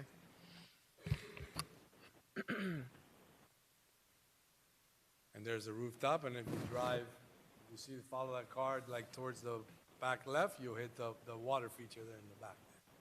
That's the same as if you're driving off of 36th Street into City Place. the route. Okay. Okay, I'll rest there because all of my questions have to do with commercial. So I want to release and monitor my airtime. So I release it back to you, Mayor. Thank you, Councilwoman. Councilwoman Avila. Thank you, Mayor. I thought that we had at our last meeting a decision to go RFP. And I realized that appraisals came in and, okay, let's have a workshop. And I apologize for encouraging the review of the appraisal, but in a workshop, I like to work and get all the information, the puzzle pieces, so I'm not trying to waste time. But I do agree that this has been such a long, drawn-out process. I really did hope that it would be smoother and easier. I have been a yes vote on the overall project, a yes vote for related. I have been a yes vote for the workforce housing, for the extensive amenities. I've been a yes vote on the long-term non-tax assessment revenue to help our budget. I've been a yes vote to having an amazing corporate citizen partnering with the city. And I have no doubt that that is ultimately what we would be able to experience. But I'm a no vote on the black and white paperwork not being able to line up. And I'm a no vote on selling the asset. So although I know we're not talking about leasing as an option here, but I definitely don't want to drag out or participate or entertain any more ongoing, unnecessary workshops, meetings, special calls, when at the end of the day, we're wasting, like you said, his time, our time, staff's time, attorney time, consultants' time, money, our taxpayers. This is ridiculous. There were requests for workshops early on throughout the process. We hoped for a contract that was going to be clear, concise, not ambiguous. I mean, a lot of the things seem simple, easy to come to an agreement. The times have changed, rates have changed, the numbers are changed, renderings have changed. I would like to pursue the RFP process so that we know and we can justify our decision to our taxpayers that when we do say yes to related, to this project, to those numbers, it's because it's the best deal that we were able to get. I did not foresee at the time of deciding to, yes, let's entertain a 163 process that we would go, that it would be this far. And it always felt like, oh, it's just one more meeting. It always felt like just one more meeting to discuss, and we would be able to come to an agreement. And it goes on and on and on and on and on. So I would love to see us being able to review options for a long-term lease agreement that carves out a piece for Flanagan's. So we can get them. I'm 100% in favor of making sure Flanagan's is here in our town. And Pinecrest Bakery, to have another location. I mean, that's phenomenal. To have multiple business locations with the same property owner. It just tells about the ability to prosper as a business owner here. So I think it's possible, and I think that the overall vision is still what we want as a common denominator here, but it's how are we going to get to it continues to be the challenge, and we're just continuing to drag it out. So I say let's go back to doing the RFP. Please continue to pursue us. I just can't, I'm so sorry, and I'm very embarrassed that it's taken this long. And I really wish that the paperwork can just get cleared. I don't know why the paperwork is so hard. But maybe that's something that will clear up during an RFP process. Who knows? But I'll rest there. Thank you. Well, Mr. Morano, let me inquire of the councilwoman. Okay, we have a proposed agreement in front of us. What doesn't match up? Well, I don't want to sell. This is a proposed agreement to sell. Well, For we them all to buy. knew that's what was coming Yes. this time, was an offer to purchase outright. Right, well, my being present at this meeting is not an indication that I'm in favor of selling. It's an indication of my commitment to continue to represent my constituents and make a decision that I think is best for the city. Nobody intimated otherwise. Well, then I'm sorry for misunderstanding the question. Please, I- I'm a little tired okay, today. so, well, Please rephrase, thank you. okay. And I guess wearing my attorney hat, I kind of construed what you were saying as I have issues with the terms of the deal. And when it's my turn to talk, I will talk about some of the things that I would need to see in a final contract. So in a nutshell, your issue is you don't support the sale of this parcel, period. I don't. You may right. want to lease it for this exact project, hypothetically. In theory, right. In theory. I would even entertain maybe an option to buy, perhaps. But But I never intended or was in support of selling the property. I always wanted to have a long-term lease agreement. And the terms that we were not in agreement with, I'm referring to the lease, which is not no, on the I've table got for that. I just discussion. needed the clarification you. of Yes. whether or not it was a concept or specific provisions. Thank you. Gotcha. Thank you. Who's next? Vice Mayor Guzman. Thank you, sir. Thank you, Mr. Milo, for the presentation. My issue with the project has always been, I thought it's been premature.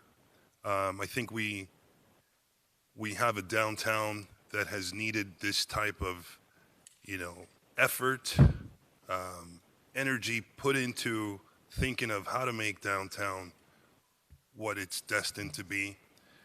So I disagree with your analysis of this being a catalyst for downtown. I think it would further depress the downtown that we have been so eager to get revitalized. So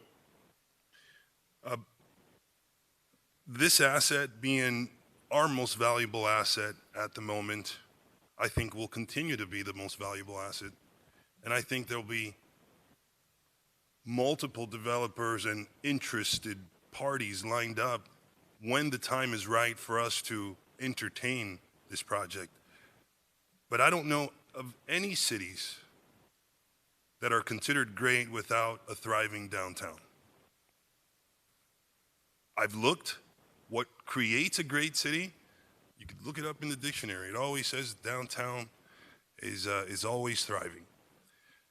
So for me to entertain this project now, I'm still not in support because I thought it was premature to begin with. I'll rest there, Mayor. So to clarify, it doesn't matter what financial it is, what the configuration is, downtown first?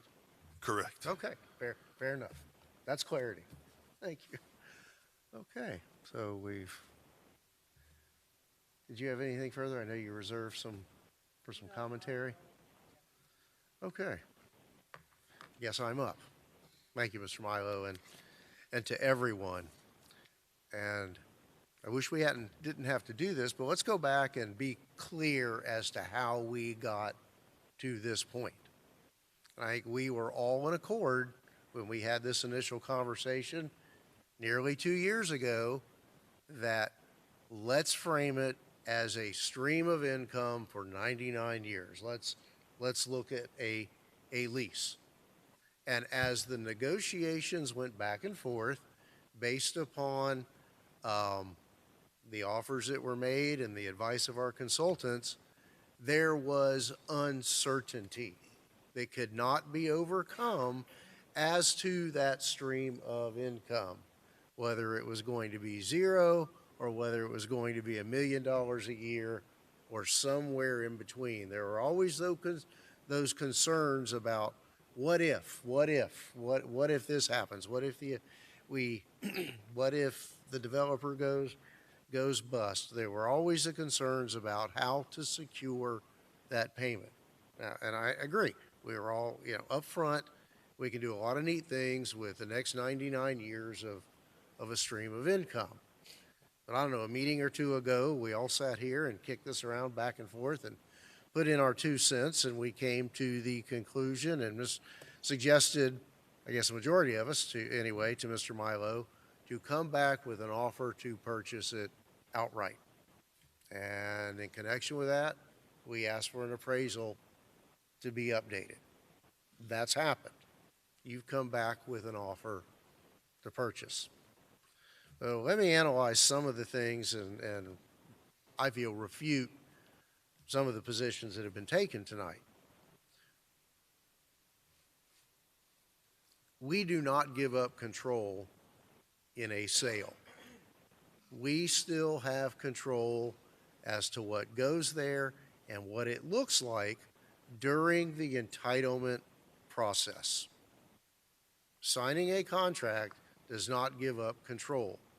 Between the execution of a contract and the actual closing, we will exercise that control on behalf of our residents, our taxpayers, as to the amenities aspect, the look of it, and ultimately, whatever the price may be. So I don't agree that a sale gives up control. I also believe that we can build in safeguards as to some of the uncertainty that was raised by the consultants by putting in place rights of first refusal or options to purchase all or a portion of the property back if the obligations of the developer are not met. So no, I do not believe that we give up control. Nor do I believe that it's accurate to say that if we sell it, I'll just use the number for $12.8 million, that's not all we're ever going to get. I do not believe that to be true.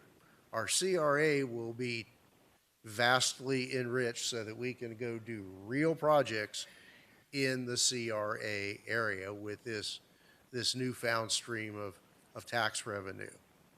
We will eliminate $4 million in debt, which in turn means freeing up $665,000 a year in the general fund for the next 10 years. That's nearly $7 million. The excess between the sale price and the retirement of the debt could be let's call it $4 million, can be put away as a nest egg. There are some banks that'll give you 5% on a CD right now. So that's $200,000 a year. So at least, for the next few years, above and beyond the sale price, we've retired debt and can have real and imputed income back to the general fund of nearly $1 million a year. And that's before we factor in, because let's not kid ourselves, we make money in our enterprise funds. The electric utility, we're going to collect sales tax, we're going to be billing for water, we're going to be billing for sewer. So I do not buy into, and I reject the notion and the fiction that $12.8 million, if that were the sale, is all we're ever going to get. I reject that notion. And I embrace the certainty of, the bird in the hand is worth two in the bush. We need to move forward. This corner needs to be developed. Now, Councilwoman Fairclough-Staggers, you are correct.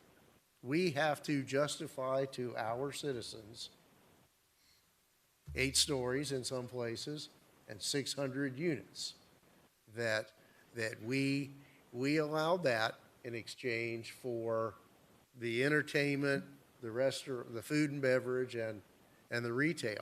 I think Mr. Espino said it early. Retail, true traditional retail, is in a free fall, and you've got to have something that drives that. And let's go back. None of the 3 or 4 proposers, when we first put this out, ever said we can do an entirely commercial project. No one ever said we're not bringing any level of residential. And there was a time when some on this council even toyed with going to 12 stories and a few hundred units more. Thank goodness that got reeled back in and we came back to reality, and that's been off the table. So, for that reason, I support the concept of a sale. There are a lot of benefits to the city as an entity, and the potential benefits that, again, to Councilwoman Fairclough-Staggers' credit, how do we get those amenities? We we grant that control to manage the property.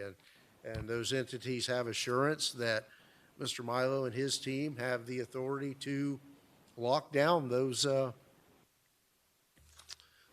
entertainment and dining and beverage facilities.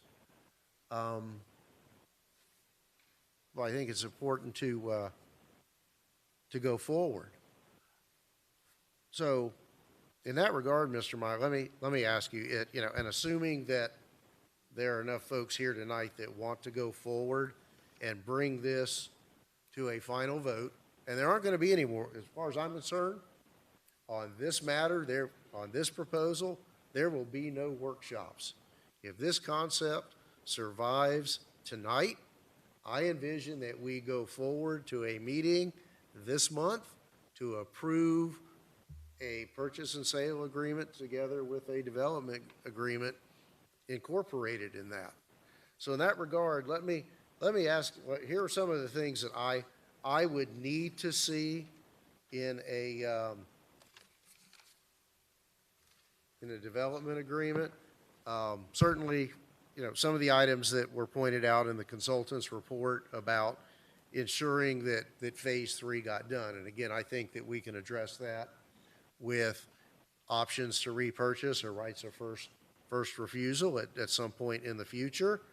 There was a question about phasing, and I know at some point there's been the suggestion by our consultant that we clarify it to be a national or regional grocer. So I would need to see that in any purchase and sale agreement, and I don't need an answer tonight, but I would expect the answer in a contract as to whether or not that potentially could be moved into phase 2 rather than phase 3. Also, since we met back in whenever it was, January, April, the law of the land of the state of Florida has changed.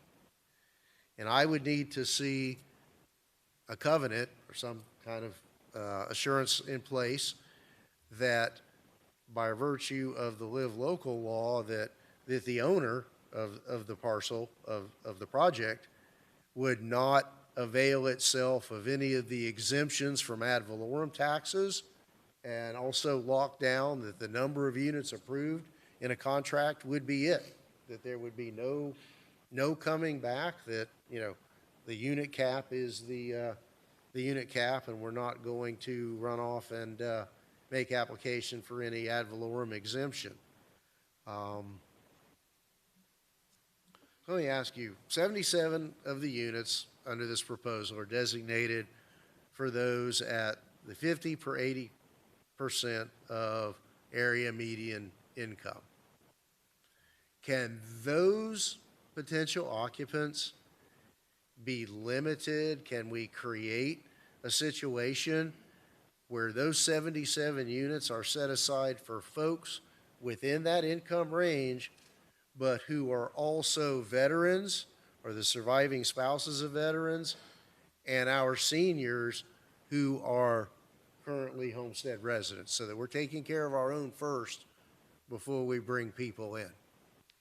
So it's a yes/no answer.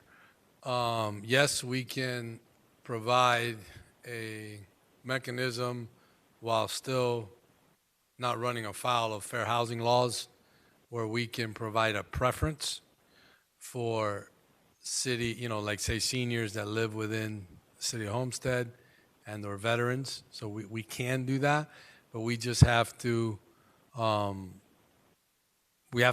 write that in on an affirmative marketing plan, as part of the deal to provide that, and eventually just make sure that it gets approved by HUD.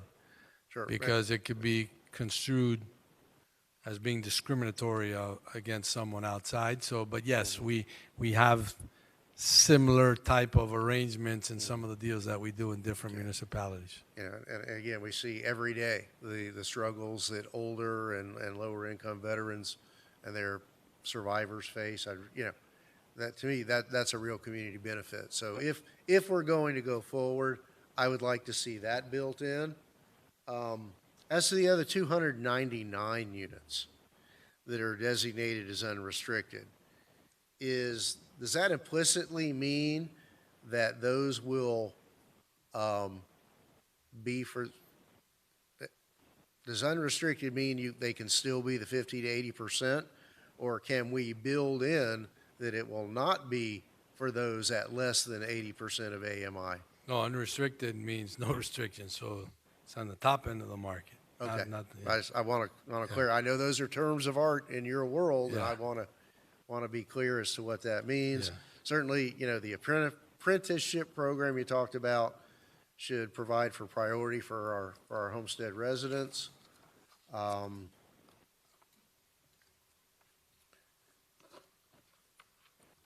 Once you're in the deal, following the due diligence, and we'll get to that in a moment, I'd like to see an obligation to go ahead and install a screened construction fencing and move forward with the demolition so that it doesn't languish unsecured and uncared for. That once you're in past your due diligence period, I guess probably some of the first indicia moving forward would be that construction fence and some demolition. Clarification that, your proposal now is 600 units, and that 597, 596, man. whatever it is, but that includes the 40 TDRs. Yes. Okay, that's the cap, the 596. Further, right now, the proposal provides for 2 1-year extensions. Is that correct? I think the proposal On the provides for entitlements or on the closing? On the closing. Yeah, that's correct. Okay. For me, that's too far in the future. I could live with, at this point, one extension of 6 months at the rate, and this 1828.22 a day equates to the 665 a year, but that the credit that you would receive back right now, you would get all of that credit to you at closing. I would like to limit the credit back to you of only the amount that's paid in excess of the accrued interest on the indebtedness. Let's see, we talked about the city being given an assignable right of first refusal or an option to buy back under certain circumstances. That there's always the what if the phase 3 doesn't go forward. I'll address this to the manager. I know that programmed into this is a police substation. It's shown here. Yes. Have you had internal conversations with the police department? Do we know what kind of budget that would mean? And is this really a necessary location for a substation, or is a substation, if we're going to expend those finances and personnel, should it be further east? In talking with the chief, it would be better on the east side of town as opposed to this, yes. Very good. I appreciate that. So, having said that, one need that keeps coming to my attention is a permanent brick and mortar space for a spay and neuter clinic. And in lieu of the police substation, for a period of 10 years, allocating 1,000 square feet to the city without charge for it to perpetuate its partnership with the county for the spay and neuter clinic.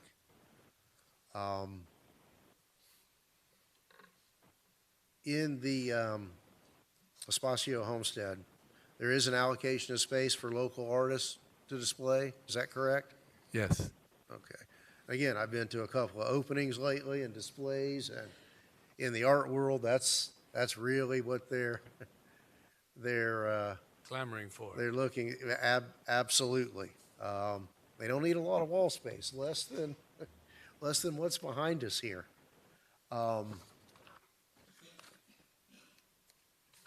It's interesting, and Vice Mayor, I guess you're kind of channeling our former colleague, Mr. Shelley, who was against this proposal from day one under his belief that this would be detrimental to the development of downtown. And as I said then, and as I'll reiterate now, I believe this will complement and provide folks who live in close proximity to be able to go downtown. I view this as two entirely different concepts and entirely different products. So I'll respectfully disagree with that concept. I think that based on some of the inquiries we've had for the building we're about to close on, that $4.2 million investment we're about to make, continuing in downtown, and based on the inquiries of folks with credibility, experiences, and deep pockets, downtown's going to, those dominoes are about to fall in a good way downtown. So I guess my final comment would be is I'm comfortable relying upon the sales approach for the appraisal. If we go forward from tonight, Mr. Milo, I'd like to see you sharpen your pencil a little bit. But it's very interesting point that you brought up that none of the comps have been since September of 21. Yeah. So over a year and a half, sales have not been happening. Developments have, developments on parcels that were acquired back then are happening, but sales are not. And I'm comfortable with the sales approach. Again, I would encourage you that if we're going to go forward after tonight, to sharpen your pencil. And you've heard some of the concerns for those who are supportive, seemingly, of going forward. And I would hope that if we get a mandate to go forward tonight, this is how I see this playing out. You've heard our concerns. You have the opportunity to address them, work with our city attorney, work with our city manager, bring back that final offer that reflects what you can and cannot do based upon what you've heard tonight. And we schedule that for a special call meeting to vote this up or vote it down. And then we have the RFP discussion, or we have the carve out for the Flanagan's discussion at that point. I really hate to go back to the drawing board. An RFP could take months and months and months at $1,800+ a day just to write before it's even published. I mean, those words are still ringing in my ears from when I tried to have the workshop at the very beginning. There were those of us up here who said, let's let the market tell us what they can do. And we've been cautioned again and again about too strictly writing our requirements. We can be aspirational, we know what we want, but we need to give the market some leeway. So with that, again, if there's direction and consensus to go forward to review that final contract for a purchase that incorporates some pencil sharpening on the price and the concerns that have been raised tonight, that's where I'd like us to go. And potentially June 20th, the day before our regular council meeting. From what I understand, we have a pretty long agenda on June 21st with land use items. I don't want this, if it goes forward, to get lost in that. We all need to be focused on this and nothing further. I mean, there's not a lot left. The basic contract and development agreement is there. There were just a few pages of consultants' concerns. You've heard our concerns tonight. Mr. Manager, you look concerned about that date. Mayor, I'm always concerned. So obviously the final development agreement would have to be put together with related agreeing as well as the city on the terms, at which point we would like the consultants to go ahead and take a look at that as well, right? To ensure that there's no issues moving forward or anything like that. So I'm prepared to rely on our attorneys, working with Mr. Milo. Look, we all have a record of what was said here tonight. And those documents that are already in front of us, tweaked a little bit, and that's more of a legal aspect than a consulting aspect. I just don't want to schedule a meeting and then cancel it. I don't think it's fair to Related to do something like We that. won't cancel it. I agree. I'd like to do it prior to July 1. I think we have that specter of the Live Local statute perhaps hanging over our head, and I think, our schedule, I think it's going to be very difficult to get all 7 of us together as summer begins and folks do other things. I think 3 of us are stuck here for the summer, but, there may be 4 who want to go off and do family things and vacation things, and it could be very hard to schedule if we get too far out there. So you're okay with the last day of the month for the meeting that you were saying? Or the July 1st date? Prior to July 1st. I can't speak for Matt here in terms from the legal aspects. I mean, I'll work with everybody to do the best we can. From a timing perspective, this is the first I've heard of the 20th now. I'll need to be finished by the 13th because we have to print on the 16th, and I'll be unavailable the 14th and 15th. I'm more than happy to sit down starting tomorrow to try and get through it. If Mr. Milo is available, we'll sit down tomorrow afternoon and plug through. I bet he is. At my son's graduation, but when I'm done, then I'll sit with you. Otherwise, if not the 20th, then I would say either the 22nd, 26th, 27th, any of those days would be fine, for a little more lead time. But I will, subject to their availability, we can start whenever he's ready. So while I have you, Mr. Pearl, procedurally, since this is a workshop, Yes. what do we need to do? How would we posture this to, I guess for lack of a better expression, have a vote to proceed as I've discussed, or if there's a majority the other way, to pull the plug on this negotiation? I'm sorry. Yes, Councilwoman? Sorry, I just have 2 quick questions before we get into scheduling and things like that, because it's just gnawing at me. In order to help me put this project into perspective relative to the City Place Doral project, I just have 2 questions. So is it a fair statement to say that the City Place Doral project is about 42 acres? That footprint? Yeah, it's a little bigger because it has the office component too, and then it had a for sale piece in the back on the south side. So if we carve out the office piece, and you said for sale? Yeah, there's a for sale piece on the south. How big is it without it? Yes. Oof. I don't want to speculate. I'll get back to you on that, but it's probably still a little bit bigger than 16 acres. A little over Let's just do 16? apples to apples. This is 16. Right. Now, Ours is 16.12. Huh? Ours is 16.12, I believe. I think it's actually a 16. smidgen under 16 based on the survey that we got, but let's call it 16 for round numbers. So I think there's a little variation there, but they'd be close if we carve out some of those other components. But I can get you that answer tomorrow. Yes, I'm trying to do an apples to apples I'll get comparison. you. It is bigger. I know it's Yeah. larger, but I wanted to determine Yeah. what is the delta, what is Yeah. the difference Yeah. between the two. Yeah, because even The four, size, the footprint. because even 4 acres would make it 25% bigger than 16 acres, right? So I'll get you that answer. My next question is, what was the price point on acquiring that property? I don't have that with me here today, but again, that was an acquisition that was done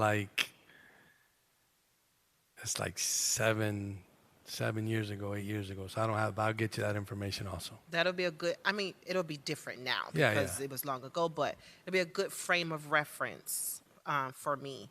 And just So if finally, it's bigger for $10 million, then that's good. Then we can drop the price to $10 million, right? Don't even go there, buddy. Don't try it. So for me, like coming in here, I know we were discussing the fee simple purchase, and I didn't have a strong a strong position on going forward or not. I walked in here very, very neutral, to be honest with you. At this point, part of me, the majority part of me is leaning towards that leasing option. But I would go along with the majority. I really want to develop this site. And it's been very interesting to hear everyone's perspectives respectfully. I really appreciate that and value your input. I have always been committed to our downtown, but I think there's a plan for that with the CRA money and being very intentional about who we want to court for the downtown. And even beyond November, I'm going to be committed as a private citizen to continue to support, advocate, and lend my time, talent to help ensure that we really, really resuscitate our downtown. So I just want that on the record. I'm not abandoning our downtown, but I really do think this project needs to be developed, and it needs to be developed in a manner that is in the best interest of this community. For the entertainment, the food, the beverage, that is a clear void in this community. But I'm also sensitive to and respect the fact that this can potentially be generational wealth for our community as well. So I'm leaning more towards that. And I just want us to kind of get on one accord about the approach, but I definitely think we have to develop this site. And we're spending a long time deciding how we're going to do that. I'll rest there, Mayor. Thank you. So, back to my inquiry of Mr. Pearl. What is the path forward procedurally tonight? I'd like a motion to giving us direction as staff to either proceed or not proceed. I mean, if someone wants to make the motion to proceed, to work with Mr. Milo to address the final purchase sale agreement in the form that, addressing the issues that the mayor has raised, and bring that back to you at a special call.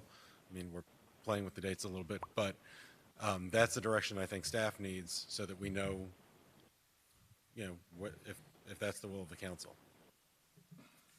Yes, I'm sorry, Mr. Roth, Councilman Roth, I'm sorry. Thank you. Yeah, I have a few things to add to, I guess, the conversation. You had talked about some community benefits, including Homestead Main Street, Homestead City Arts, Seminole Theater. During the last week or so, I've reached out to those three organizations, and since 2021, there hasn't been any conversation with you in collaboration with those three organizations and any plans to do anything with them. So they don't have any commitments or anything as a partnership with you. And just as a side note, the mayor asked about the police substation and asked if there was any conversation with the police department in reference to that. And we didn't get an answer on that question. We just got an answer that the chief thought it would be better to have a police substation on the east side.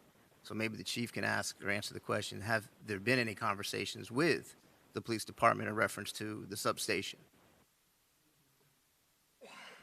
So The chief says no. the chief says no.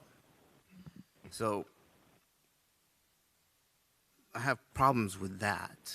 There's more like carrots being dangled for community benefits. Let me finish. Oh, just to clarify that, Councilman, that was a request of another of your colleagues, if we can include a police substation in the plan, and so that's what we did.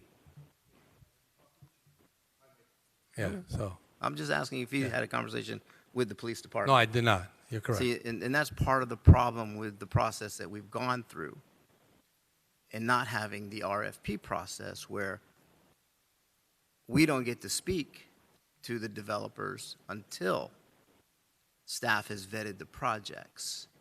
I haven't spoken to you since last year. You haven't called me, asked me my opinion.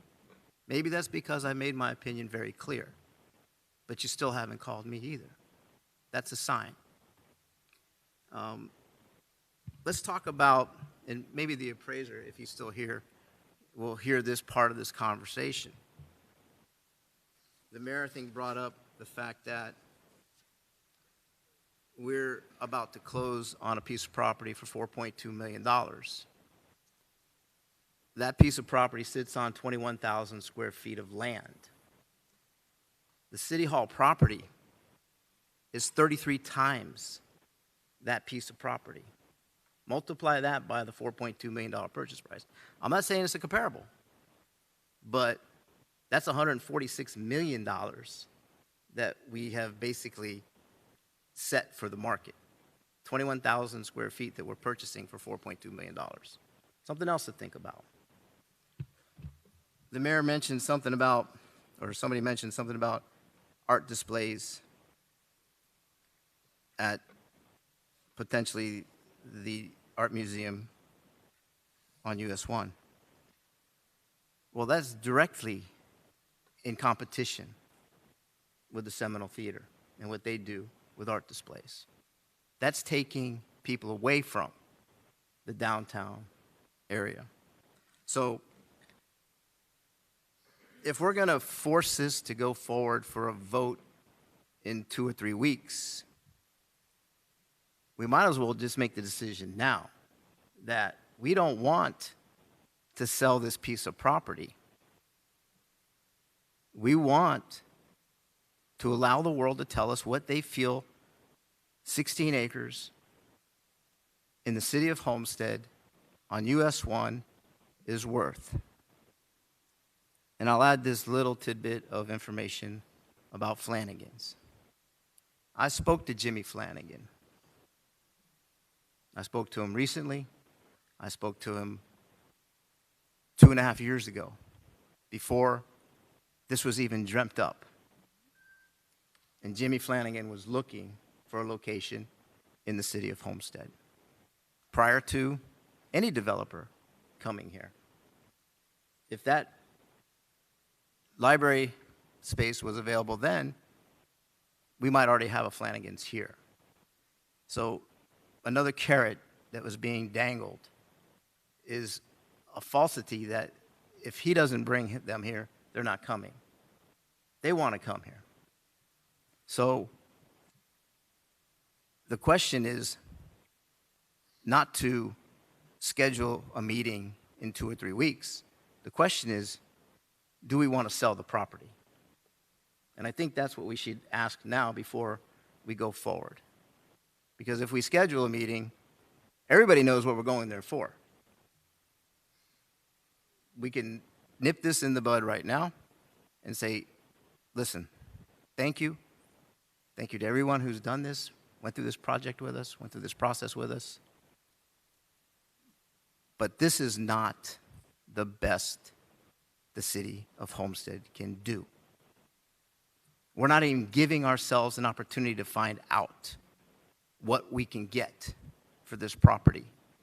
I mentioned it a long time ago, and except for my colleague at the very end, who only married the first person she ever dated, this was the first person we dated. Doesn't mean we have to marry them. And this is by far not the best deal that we can get for our city. Thank you, Mayor. Thank you. Mr. Milo? Okay. No comments. Okay, so going back to the back and forth between the attorney and I, implicit in the motion to proceed would reflect our individual perspective on whether or not you want to sell the property.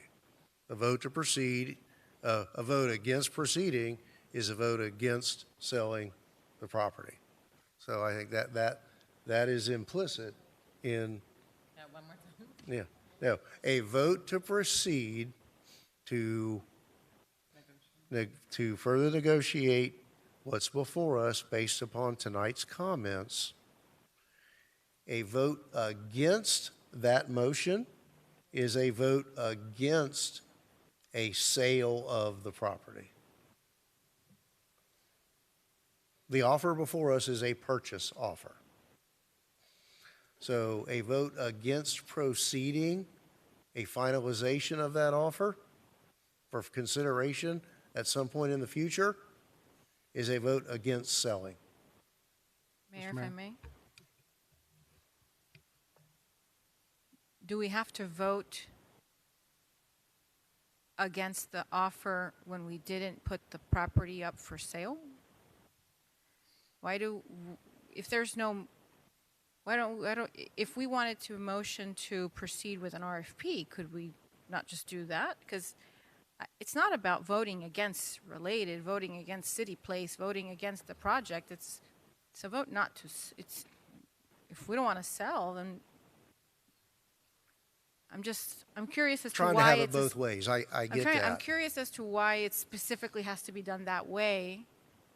Doesn't sound like that's the right spirit of the dais. I don't know. No. We're here to, this workshop was for the purpose of commenting specific to the offer before us. Okay? So I think that's why we need to dispense with it in that manner. And then if the motion to proceed fails, then I guess, Mr. Pearl, it would be proper to move to begin the RFP process. And a permutation of that would be talking about carving out the library site more or less. Mr. Mayor, if I may. Yes. Councilman Fletcher. So I just wanted to clarify a couple of things that I think are being misrepresented here tonight. First of all, I appreciate your comments, Mr. Roth, but I believe we went out to the market 2 years ago and asked them what they're willing to do for the city of Homestead in this property. And I think we got a strong answer when we had two different proposers come back to us, and ultimately we decided to go down the rabbit trail with this. So I think that's what the market's willing to give us at this point in time. I also want to go back and state the reason I am more interested in the sale of the property is because I don't believe the city of Homestead needs to be in the real estate business. We're not landlords. We're here to protect the citizens of Homestead, not property. That's my opinion, may differ from yours, but that's where I stand on those two issues. And at this point, I would make the motion to move forward with developing an agreement with the city attorneys and the city staff to move forward with the sale of this property per Mr. Pearl's words earlier today. Thank you. Let's get a second, and then I believe Councilwoman Bailey was trying to interject another question a moment ago. Do we have a second for the motion? We'll get to that, Mr. Kraft. Okay, we have a second from Councilwoman Bailey on the motion, who now has a question and or a comment. I don't even know what it is. So in trying to wrap my head around the math part and the sale and the lease, you know, of course, I want what's best for the city. And if it does take 50 or 90 years, it pays to be patient as well, right? But if there are opportunities in putting that money somewhere that could get us somewhere to close to $1 million, I don't understand how we can't come up with, how can we not understand that a little clearer? Is there something that we can sit down and talk about before the next meeting to see what is the, you know, what the mayor said, the money that we would save, that we could end up with some type of lease payment that would get close to what you're talking about for a lease? Well, does that make sense? Yeah, if you're asking me that question, I'm not a financial person to ask that. That would have to be evaluated by someone else. It's hard to rebuke $588 million over 99 years versus $12.4 million. It's just hard to do that. But is it realistic to ask for $1 million? Well, they offered us 1.6 million. They offered us 1.6, and the other group offered us 1.3. So why are we here now with a sale Right. option? Right. So I think we're at where we're at right now. There's a motion in a second. It's time to make a decision. Okay. Well, let's open the floor for public comment then. Let's get Mr. Kraft a microphone.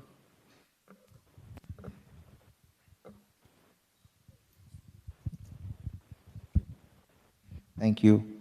I think it's been a roller coaster, and I think some of you members of the council need to listen to your constituency. Money are coming out because it costs money for that loan, and those monies being spent in paying interest and things like that could have been way better spent. And I think it's in this public's interest that we have transparency, so we know what each of you think about this here, and each of your feeling about it this here, and why you're feeling like this about this here, because this here is a huge opportunity for the citizens of Homestead. Now all of a sudden we get primary art, we get a shopping arcade, we get good restaurants, we get good entertainment, we get something for the spectators, and we also get something for the tourism that comes to Homestead because they see Homestead as the gateway to the Keys and the Everglades. So all those people that normally just drive straight to Homestead because there's another bump on the road, they will accidentally happen to stop here and hopefully spend money, because all of a sudden we have businesses that can provide services to them to a certain level that we not can do right now as we speak.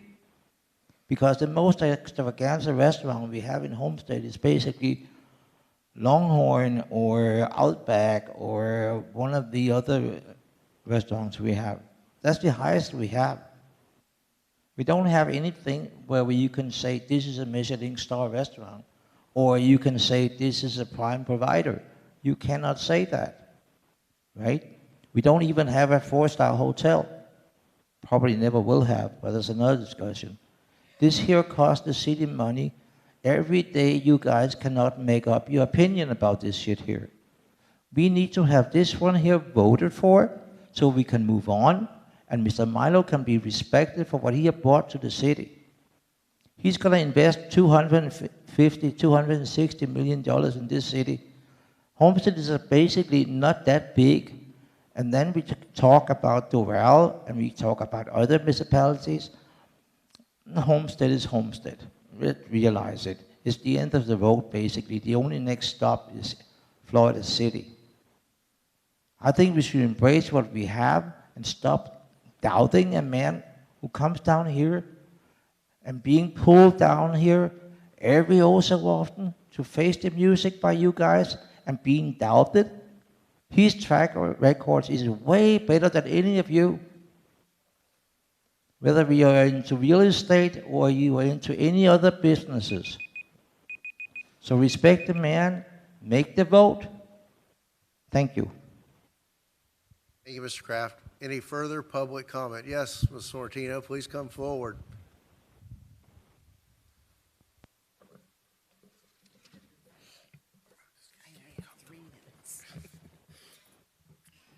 Hi, Susan Sorrentino, 2610 Northeast 3rd Drive. I don't work for the city. I'm a citizen here. I have sat through council meetings for 5 years. I've sat out here or I've been online. I've listened to all of them.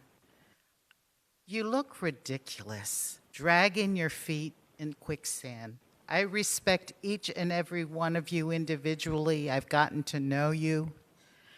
But we need to make a decision tonight. Mr. Milo has presented bringing culture to Homestead. I'm not talking about Susan needs to sell some paintings. He's going to put Perez Museum Annex here. That's something to hang your hat on. That'll never be offered by any other developer. I sat here and listened to every developer over the past 5 years. No one offered to bring culture to Homestead. No one cared about saving mature trees. They just mow them down and they'll plop in a couple coconut trees. You look ridiculous to the public. I hear them talking all the time. Nobody can make a choice. And now we're looking at an election coming up. So nobody wants to make a decision that might hurt their votes. And I think that you need to get over it. Make a choice tonight. Let's sell the property, work the best deal. Let's get something happening here. We need something happening. It doesn't matter to me. I could go to Art Basel once a year, stay with friends on Miami Beach. I was born and raised there. But I love Homestead. I love that I have 3 grandsons that will grow up here, and hopefully they'll want to stay here when they graduate. We have all these wonderful schools with graduating people. They're going to leave Homestead. There's nothing here to hold them. Let's hold them. Thank you. Thank you. Any further public comment? Okay, so I'll close the public hearing. Mr. Manager, a quick question. Yes, sir. To your recollection, did we ever have before us for deliberation an offer at $1.6 million a year for 99 years? I know there was a lot of talk, but was there ever an offer on the table on an agenda at that level?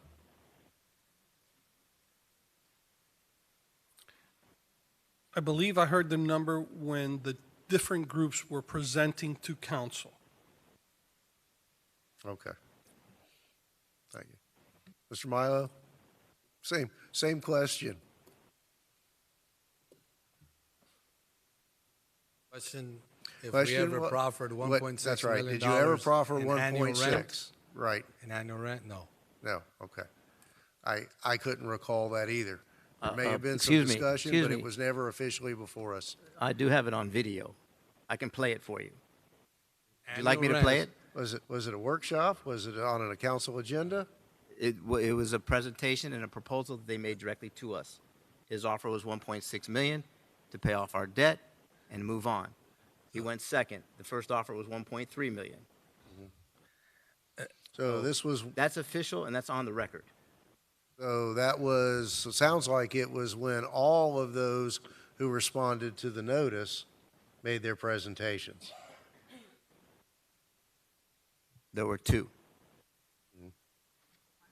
The final 2, Related Urban and HGT, or HTG. Well, but they dropped out before presentations were made. HTG didn't drop out? They made a I thought presentation. so. Okay, all right. 1.6 million was the offer, and from his words were out the gate. We didn't have to wait for it. Mayor, if I recall, initially we had 5 respondents, and I believe 3 of them eventually dropped out. So we had H, T, C, or G, and both groups came and did a presentation, and the best I could describe it, it was almost a tit for tat. Like one meeting, say Related would make a proposal, then you'd ask them all to come back, and then the other group would make like a better proposal. There was a lot of going back and forth at that time. And then at one point, the second group did bail out at that point. But a lot of promises were made during that time when they were both going back and forth with council on what their project would be for the city of Homestead. Okay, so if you can find that segment for me, I'd I love believe to Mr. watch Roth it. says he has the video. Well, what was the day of the meeting? I can go back into the archive. Okay, very good. Thank you. All right, so we have a motion and a second to proceed with the, well, implicitly, it's to sell, yes. So, sure, Councilwoman? I just had one final comment. For me, in listening to the proposal and reading the information, the proposal for the sale and the proposal for the lease option, I am most in favor if we can get work through this, the lease option 1, 2, RFP, sell 3. That's where I am. Just wanted to be transparent. Thank you. Appreciate it. Thank you, Councilwoman. Anyone else before we have a roll call vote? All right, Madam Clerk, this is a roll call vote on Let me just, yes. can I clarify something for just, because I hear a lot of debate on RFP. In order to get a successful RFP, you have to have a document that you can agree on. And after going through this for 2 years, I'm not sure what criteria you guys would even put together in an RFP. So just food for thought of, be careful what you ask for in that regard. Because, again, you have an offer. We spent almost 2 years trying to do a leasehold interest. It was our idea to do a leasehold interest. 98%, the majority of our deals that we do are like that. But like you said, as I met with everyone individually, there was this concern, there was that concern. Your consultant had a litany of concerns, and so it was the council say, hey, would you consider a purchase? Absolutely, we would consider a purchase. And yes, you're correct. If you retire your debt and you save $667,000, that's number one. And you make $4 million and you invest those $4 million at 5%, right? That gives you an additional $200,000 in just in that simple math, right? So there is opportunity for actual recurring revenue that you help the budget with, separate from having a leasehold interest. So, like I said, and even if I just talked to the city attorney, I know that the 20th might be a little tight because of the notice requirements and stuff. We're fine if it's the following week. If it's a 20-something, we're okay with doing that. Give a little more breathing room. I think you guys have a commission meeting on the 21st. So if it has to be the following week, that's fine, We're okay with that, and we'll work through the issues and do the best that we can, and hopefully you guys will vote it up or vote it down. All right, so, so the motion to proceed, it's a motion to proceed to further negotiate and bring back the offer to purchase. A roll call, Madam Clerk. Councilman Roth? No. Councilman Fletcher? Yes. Councilwoman Avila? No. Councilwoman Faircloth Staggers? Councilwoman Bailey? Vice Mayor Guzman? No. Mayor Losner? Yes. The motion fails. So, I guess, Mr. Pearl, then,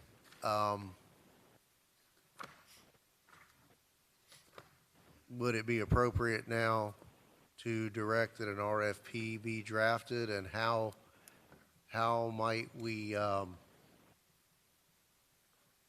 without getting myself in trouble here, carve out the Flanagan site? We can look at the logistics with the proposal. I mean, if we're going to go out and renotice and you wanted it separate from the beginning, then I would suggest 2 notices. One notice for a 2.5 acre parcel along US 1, and a second notice for a broader development project if you wanted to carve that out separately. So you could take parallel tracks. The notice for a restaurant site could be simpler if it's, fee, disposition. That's something that, it seems like without pre-picking a retailer, if you know you want a restaurant in this particular parcel on that library site, then we could create a simple notice to address that issue. And if for the broader one, I would, if you want to direct staff to prepare an RFP, then for the remaining 14 or so acres, you can direct staff to prepare that and then bring that RFP if you want to review it, I'm sure the manager would have you all review it prior to issuance. to make sure. I think that it would be fruitful to have consensus on what was in the document before it was issued. So I would suggest that we bring that back to council, if that's the will of the council, so that so that you all are comfortable with what is being solicited. Well, let me ask council this before we go down that road then, and maybe I didn't see the forest for the trees. A motion for this proposer to bring back a lease proposal. Right, that's what I wanted to chime in to ask, because there was a conversation about RFP, so were we just automatically eliminating the leasing option and just going straight to RFP?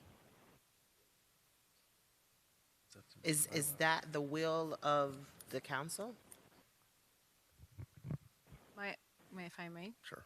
My understanding is that through the RFP process, we would request lease options to consider, and I would hope that this overall design concept project would still be in the lead.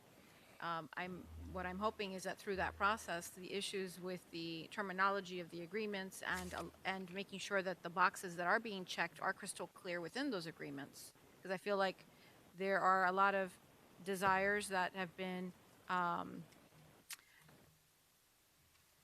appeased, but then they fall blank in the contracts.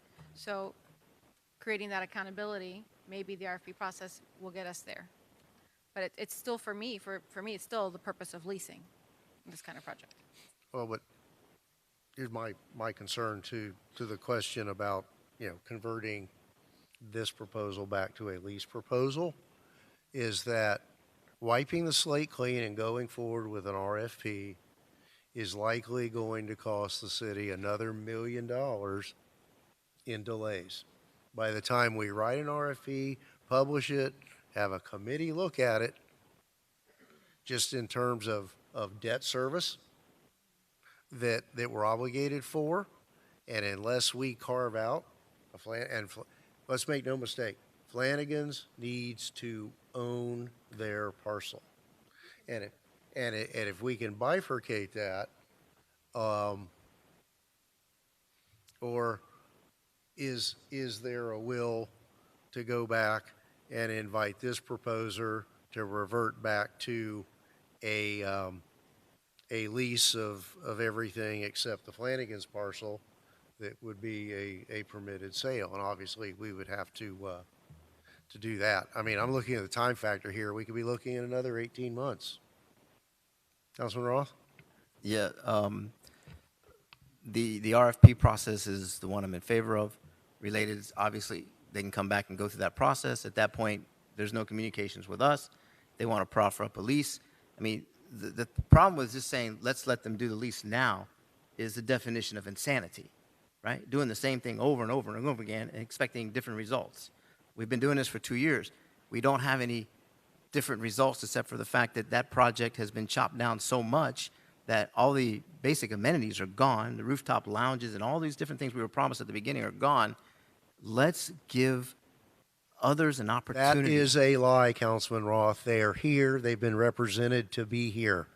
We can have a difference of talking about? What are opinion you talking about? without telling falsehoods. What are you talking about? You said they carved out the rooftop amenities. They did. They're not. They're here. For the public, they did. That's on top of their apartment complex. Okay, but That's on top of the public can't go to that, the way it's designed. It's been changed multiple times. What makes you think, what makes any of you believe that the uncertainty issues we had with being paid under a lease scenario is going to change with any other successful proposer? There is always that huge risk. Well, there will be, but at least we have an ability to vet the process.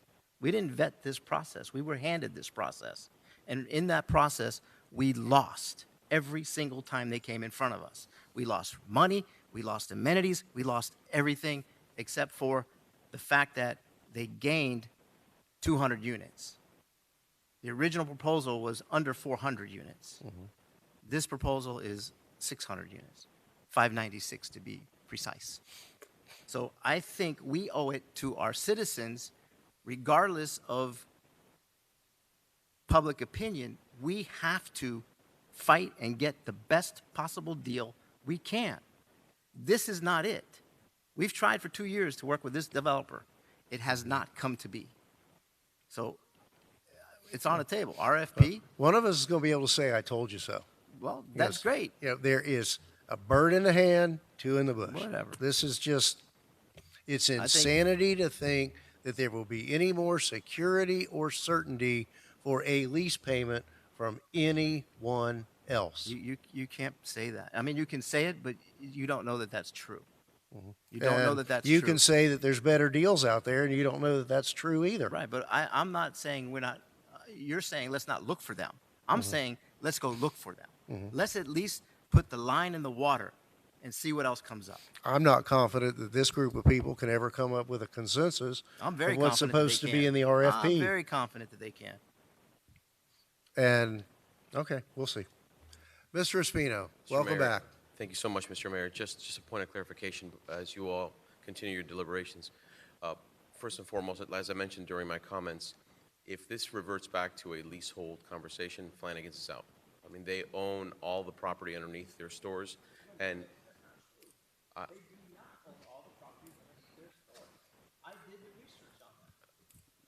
with due respect, Councilman Roth, I've come here with specific directions from Jimmy Flanagan that they are not interested in a leasehold. Right, but you just said they own every piece of property. Or have the ability to purchase the property underneath it. All at some right, so point. now you're changing your tone too. You can't come here and say falsehoods. Sir, I did the research. I know. They lease property. Whether they have an option to buy it, that's another story. But I understand what you're saying. Okay? We will work a deal out with Flanagan's if that's to be.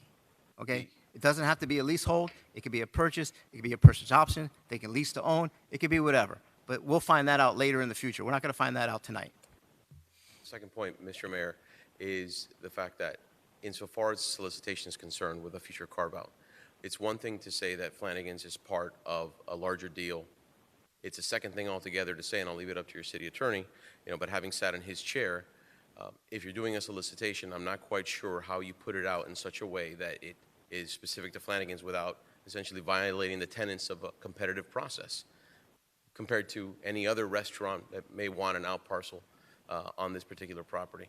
And so all I'm saying to you this evening is that the term sheet that we developed with Related was based upon the terms that have been presented to you this evening. Without that, I'm not saying Flanagan's won't have a future home in Homestead. I'm just dubious whether or not it's on this location or one anywhere remotely near your downtown. And so I just put that out there for your consideration because, again, it just draws our participation into question. Well, and let me ask you this, Mr. Espino, and just, you may need to get back to us on this. It's one thing I get for Flanagan's to be part of a larger development.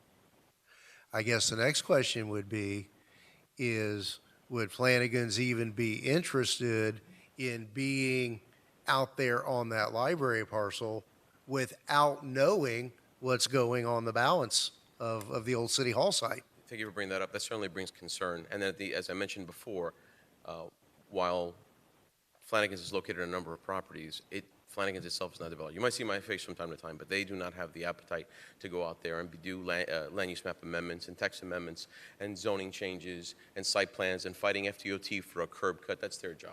So the idea that they get to be plugged into a development like this is very appealing. I mean, in terms of just putting things, you said apples and apples to oranges. An out parcel on a future undeveloped site without any kind of assurance of what it's going to be is one thing.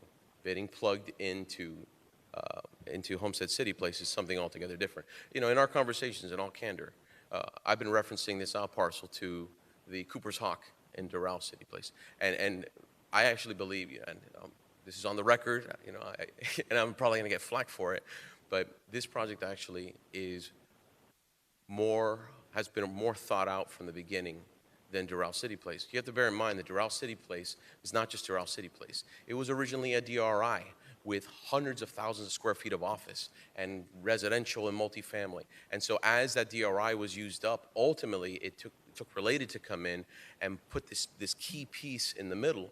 And if you look at it, it's not as well planned as City Place Homestead because they couldn't. They didn't have all the components at their disposal. When you go to there, you've got a famous Dave's out parcel followed by a Cooper's Hawk, which actually was part of it, a grocery store. But if you step away from that, you'll have a medical office building behind it, another office building behind, single-family homes behind it. It's actually, from a site planning perspective, kind of a hodgepodge. And so, yeah, I mean, it works for Cooper's Hawk. This works for Flanagan's. Take the ingredients out of it, and I just don't know what it's going to be. And I just don't know if Flanagan's is certainly going to wait around for a much longer RFP if the leasing is the main component of it. And again, with due respect, Councilman Roth, that's what I've been authorized to say here this evening. And I just want to add, and I'm sure that all of you want to take credit for talking to Jimmy Flanagan. And I'll say, and when I sit up here and talk, it's as if I'm under oath. I've spent hours with Mr. Flanagan in his offices talking about different sites, and I know what their requirements are for locating in Homestead. And quite frankly, this was kind of the site of last resort, that they have looked at other sites, they've passed on other sites, they've dropped contracts at other sites for a myriad of reasons. And it was just fortuitous in my efforts to help them find a location to attract them to Homestead that we were talking about this City Place project. The light bulb came on and wow, there's that 2-acre library site. It's perfect. So I guess my point is that it's easy to sit here and say they'll come, they'll find another spot. Given their geographic requirements and their parcel size and configuration requirements, there may not, and their ownership requirements. And I don't care if they rent somewhere else. Mr. Flanagan has been very clear and upfront with me from the first moment that he must own his site in Homestead. No questions asked. So I guess my point is that without this site being in play, there may be no other alternative for a Flanagan's to come to Homestead without some huge redevelopment and unforeseen consequences. Yes, Councilwoman. Thank you. Just to provide a bit of clarity on why I wanted to kind of go back to that lease option. So my thought was to potentially bifurcate without abandoning. And what I mean by that is carve out that Flanagan's piece so that they can continue to move forward. But after listening to the testimony from Council Espino, that they may not have the appetite to go through all that process to be able to do that. So that brings some clarity to me relative to the bifurcation process. So with the abandoning, I didn't want to abandon this concept. Regardless of the personalities and the egos and all of that, I do think the City Place Homestead concept, like City Place Doral, has a place for Homestead. And my constituents on the east side, they want us to fill that void. And I really, truly believe that the City Place concept can do that. So I was thinking of going back to when we first started dating, when you proffered the 1.6 and all of that out the gate. Can we go back to that? That was my thinking. Bifurcate without abandoning, going back to what you originally proposed. So that's kind of how I kind of wanted to meet in the middle without abandoning. That's why that was kind of my thinking. interim question, and got a lot of resistance from my far right. If the votes are there, we can certainly take that course. Oh, and just to follow up, I love you guys, but I don't know if we can get this RFP. What everybody would want to see in that, and how long that process will take, how much it'll cost. All of those are questions. Not to say that the RFP process isn't a great process. I think it's very fair. I really do. I think it's very fair. I'm not sure how we will get there, so that's why I prefer to go back to that first conversation. It keeps this on track and leaves the door open for a Flanagan's. But, yeah. I think that if we are walking away from negotiations with City Place, even temporarily, whatever temporarily means, that blows up the potential for a Flanagan's until that goes forward. But I do believe if we can go back to that 1.6 and all those other bells and whistles, and then have that piece for Flanagan's, I think that's given and taken on all of our parts. And if we're willing to hold our nose under that uncertainty in order to get those amenities, that's what we do. Yeah. I think if we all give and take a little bit, it can potentially work. So make the motion. So are you talking about that there's faith in the ability to solve some of the concerns with regards to the consultant's feedback? So have them go back to the drawing board. With the first proposal, the 1.6, the rooftop dining that's easily accessible to the community and not just the residents. Because when they first presented, the majority of you, I didn't vote for it. The majority of you did. So if the majority of you voted for that, why can't we go back to that? Let's go back to it. Vice Mayor. If I may, when we were considering the lease option, the proposer never wanted to consider gross versus net. Is that correct? Because it hindered your ability to borrow. Right. So that's never going to be on the table. It's always going to be net. Is that correct? It was always presented as net. Again, we've done over $2 billion worth of work. Since we started this discussion, we've done 2 deals that got approved with the city of Tampa, another deal in Wilmington, North Carolina that got approved with that structure, and about 4 or 5 deals with Miami-Dade County. But again, it's your property. I can't speak for you guys on how to do that. Now, that deal that you're referencing also had other components that have changed. It had a homeownership piece. There's other pieces in there that it had a hotel piece that was asked, and things have changed. So if the question is, are we willing to do the site plan that was there in day one? The answer is no, right?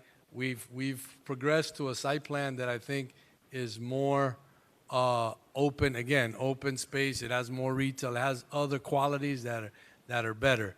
Now, do you want us to look again at a leasehold interest? There's pros and cons. You heard Flanagan say they want to own their parcel. So I'm not sure how you do a half leasehold or a partial leasehold, partial fee simple. So we know the leasehold deal. Again, we've done it time and time again. But apparently your consultants have, a lot of questions, and really, I'm not sure we can bridge all those questions, and therefore, the last time we met, hey, let's just do a purchase, do this simpler, and if we agree on price, then hey, we move forward. If not, you're actually losing 2 opportunities today. You're losing Flanagan's and you're losing Related Urban, right? And, it sounds very good, aspirational, these RFPs and stuff, but again, I've met with every one of you individually. In order for you to craft an RFP, you got to articulate your vision. I'm not sure how that's going to happen in a short time frame, Well, that's for us to find out. I understand, but the facts are the facts, Vice Mayor. I think if we continue this process, we're going to continue to spin our wheels. It's going to be an ongoing cycle. We'll be here for another year doing the same thing. No, because the beginning part of this process, we couldn't come to terms on the numbers, and now you're holding Flanagan's like if you're holding us hostage, saying I'm not holding you hostage. You heard from Flanagan's. You didn't hear from me. You heard from Flanagan's make their statement. I'm not holding you hostage because, I told you at the beginning of this conversation that I was committed 2 years ago, and I'm committed today. and we have the financial wherewithal to do this, and we have the commitment to do this, right? It's very simple. In 3 weeks, you can come back here and vote up or vote down the deal as a purchase, if that's the will of this commission. That's it. It's that simple. Right. We could have come to terms on different figures when we were doing the negotiations prior, but you didn't want to go to those. We haven't had negotiations, for the record. For the record. We've never had negotiation meetings. So what have we been doing here for 2 years? We talk every so often. I get some information from your consultant or from your staff. But be that as it may, it doesn't matter. You know? The question is, we're ready, willing, and able to come back, try to appease some of the other stuff that I heard today in the end of this month, and you guys vote it up or vote it down. If you want to vote it down today, that's your prerogative. To the manager.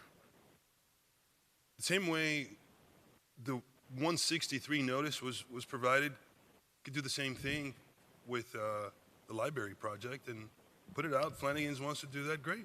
Yeah, and I think there might have been a little bit of a misconception there. So initially when the conversation started, and I think it was the mayor who kind of proffered it, the question to Matt was, can we kind of bifurcate this? Can we do an RFP for the remaining, 14 acres of the property and do a 163 for the old library site, which is about 2 acres? I would say the answer is yes, okay? Now, where the misconception might be coming in listening to Mr. Espino, this is not a belabored RFP that's out for 90 days or 120 days. A 163 notice is 30 days. And a 163 notice could be very specific, saying, we have a 2-acre piece of parcel on US 1 and Campbell Drive. We're looking for certain type of restaurant with certain amenities. It could be very specific. Green plastic cups, right? Yes, with the owner's picture on it. Yes, exactly. And so that's not a 90-day or 120-day process. That's 30 days. They would submit a proposal, whether it's a straight-out purchase or lease or whatever terms they're looking for at that point, and that's something we could quickly bring back to council. Now, yes, Councilwoman. Regarding the RFP, obviously, it would be a little bit more complex, right? Because there are rooftop dining, there was a hotel at one point, things like that, those type of amenities. Obviously, we would dictate that in the RFP to go ahead and set that out. Once again, we will work with the Rebel Group to go ahead and put that together to make sure it encompasses everything that you're all looking for, and at that point, we put it out on the street and see what comes back. Let me ask council this. If we like that site plan with those amenities, don't we, Mr. Pearl, have the ability to direct a proposal to come back that incorporates this site plan, which would permit a carve-out for the library site, an exception for the library site to be fee simple ownership? They do have an agreement with Flanagan's. We know that. And I know you'd have to have that direction. So I'm saying to council, if we like that site plan, and Mr. Espino's been very clear, Flanagan's may not want to go out there on that 2 acres without knowing what else is going to be there. We've never had a lease proposal before us for this site plan. I think that's what Mr. Milo said. They were different site plans, different configurations. And with the understanding and the realization that we're all not going to get that certainty, there may be a different result. If it's the will of the council, then to give staff that direction and to work with Mr. Milo on a lease concept that would provide for a purchase option for a portion of the property, then that's, we'd have to work through the mechanics of what that would look like. But if, Mr. Milo's open to exploring that, lease for his portion, and some sort of, I don't know the specifics of his deal with Mr. Again, Flanagan. it comes down to our acceptance of the financial implications or not. And, yeah, I would ask Mr. Milo if that's something that he's open to exploring. Certainly, the council could give staff that direction, and we could come back with that if that's what the council would like. So what's the question again, Matt? They would like to know if forgive me if please jump in if I get this wrong. If you would consider going back to the lease structure, but if we could come up with a concept that would carve out for ownership the library parcel for Mr. Flanagan. Or that site plan. For that site plan. As you mentioned earlier, there was never a lease proposal on the table for that configuration.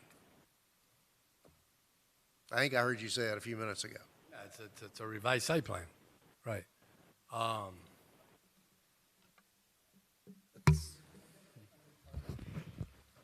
Mayor, can I get a point of clarification?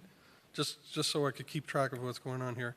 So Matt goes back with related negotiating, It would be back to a lease. You'd go back to a lease structure. But carving out those 2 acres, the That old we're library allowing site, a purchase option on the 2 acres. but them going The right to directly. carve it, yeah.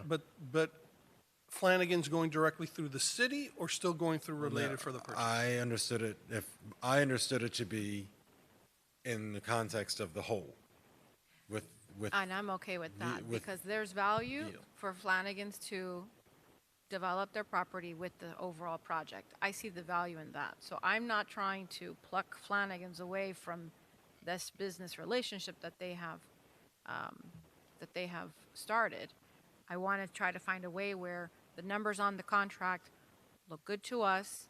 I'm not familiar with this amenity site plan or this site plan and what amenities are there and what boxes that I've asked for, if they're checked or not. So having conversations would be necessary for me so that I can understand what is being presented on the site plan.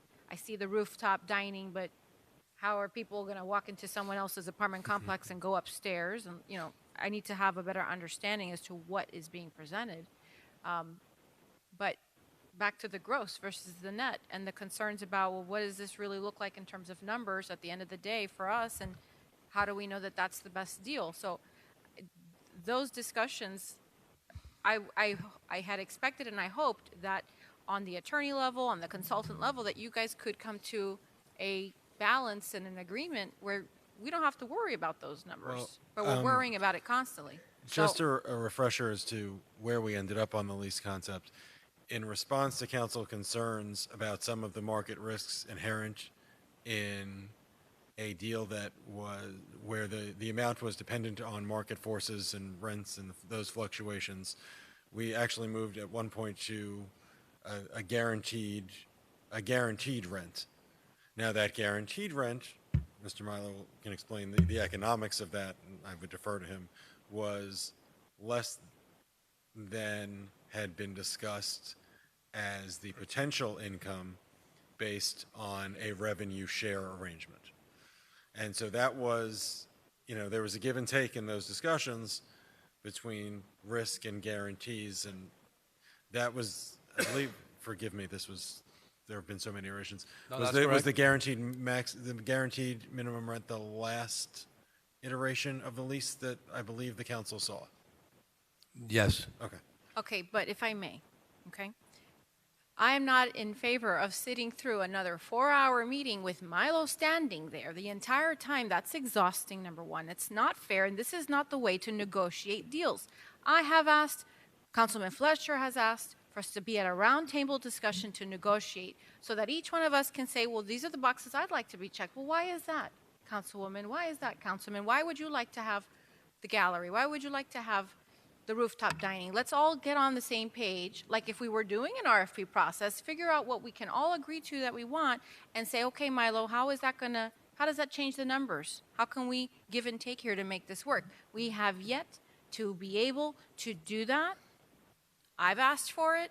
Councilman Fletcher's asked for it. I don't know if any of you else have asked for it on one-on-ones, but yet again, here we are, another belabored meeting, sitting here, trying to go back and forth with Mr. Milo. I'm embarrassed. I'm embarrassed. This is not the way that I ever wanted to do business with you or with your team.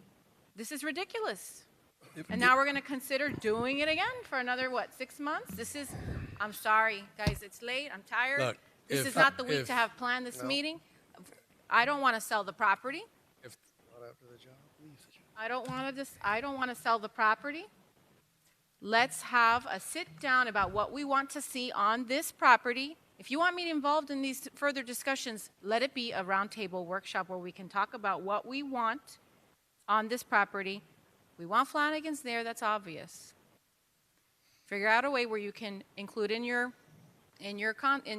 lease the option to carve that out and sell. So, just to clarify, so kind of what you envision and are asking for, and let's just take this site plan. Let's say this site plan. Mr. Milo, give us item by item what is contained in these shells. What's the unit mix? What's the proposed restaurant?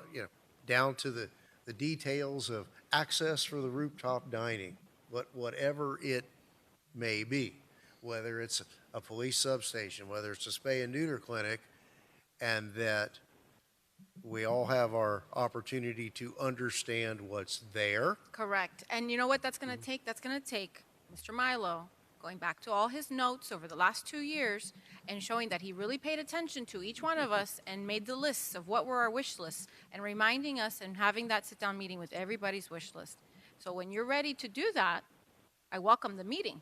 Oh, listen, I'm ready to do that. I think you've been ready to do that.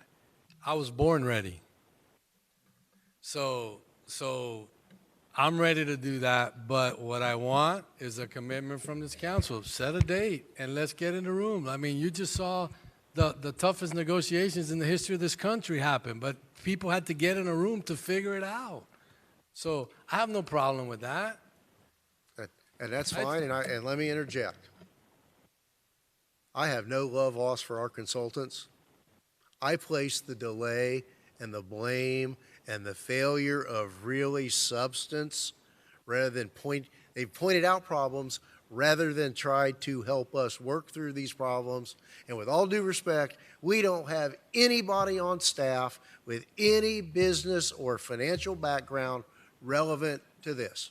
We're out here on our own. So you know what? I'm okay to go into a room with Mr. Pearl and he can talk to us about the tricks and the traps in a contract, but I'm through with the consultants. We've been through enough lease proposal iterations that I think I know what the issues are. I do not support spending one more penny with the consultant, period. Well, Mayor, thank you for those comments, but I totally disagree with that representation, okay? Now, and I've made this comment here in the past, in public. Whether there's swimming pools on the roof or restaurants, that's really not a matter for staff.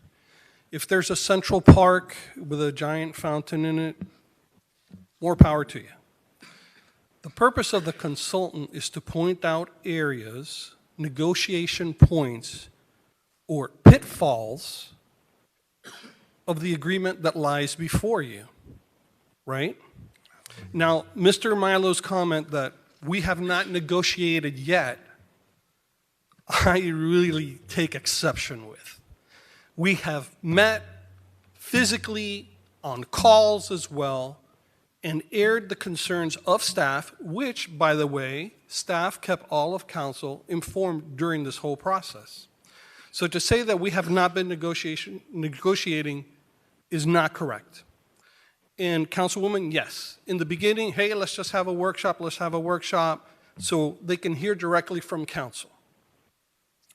I think this is like the third or fourth workshop that we've, please, okay? And so I'm just putting it out there. We can have another workshop sitting on the third floor and talk about the individual things that we want or don't want.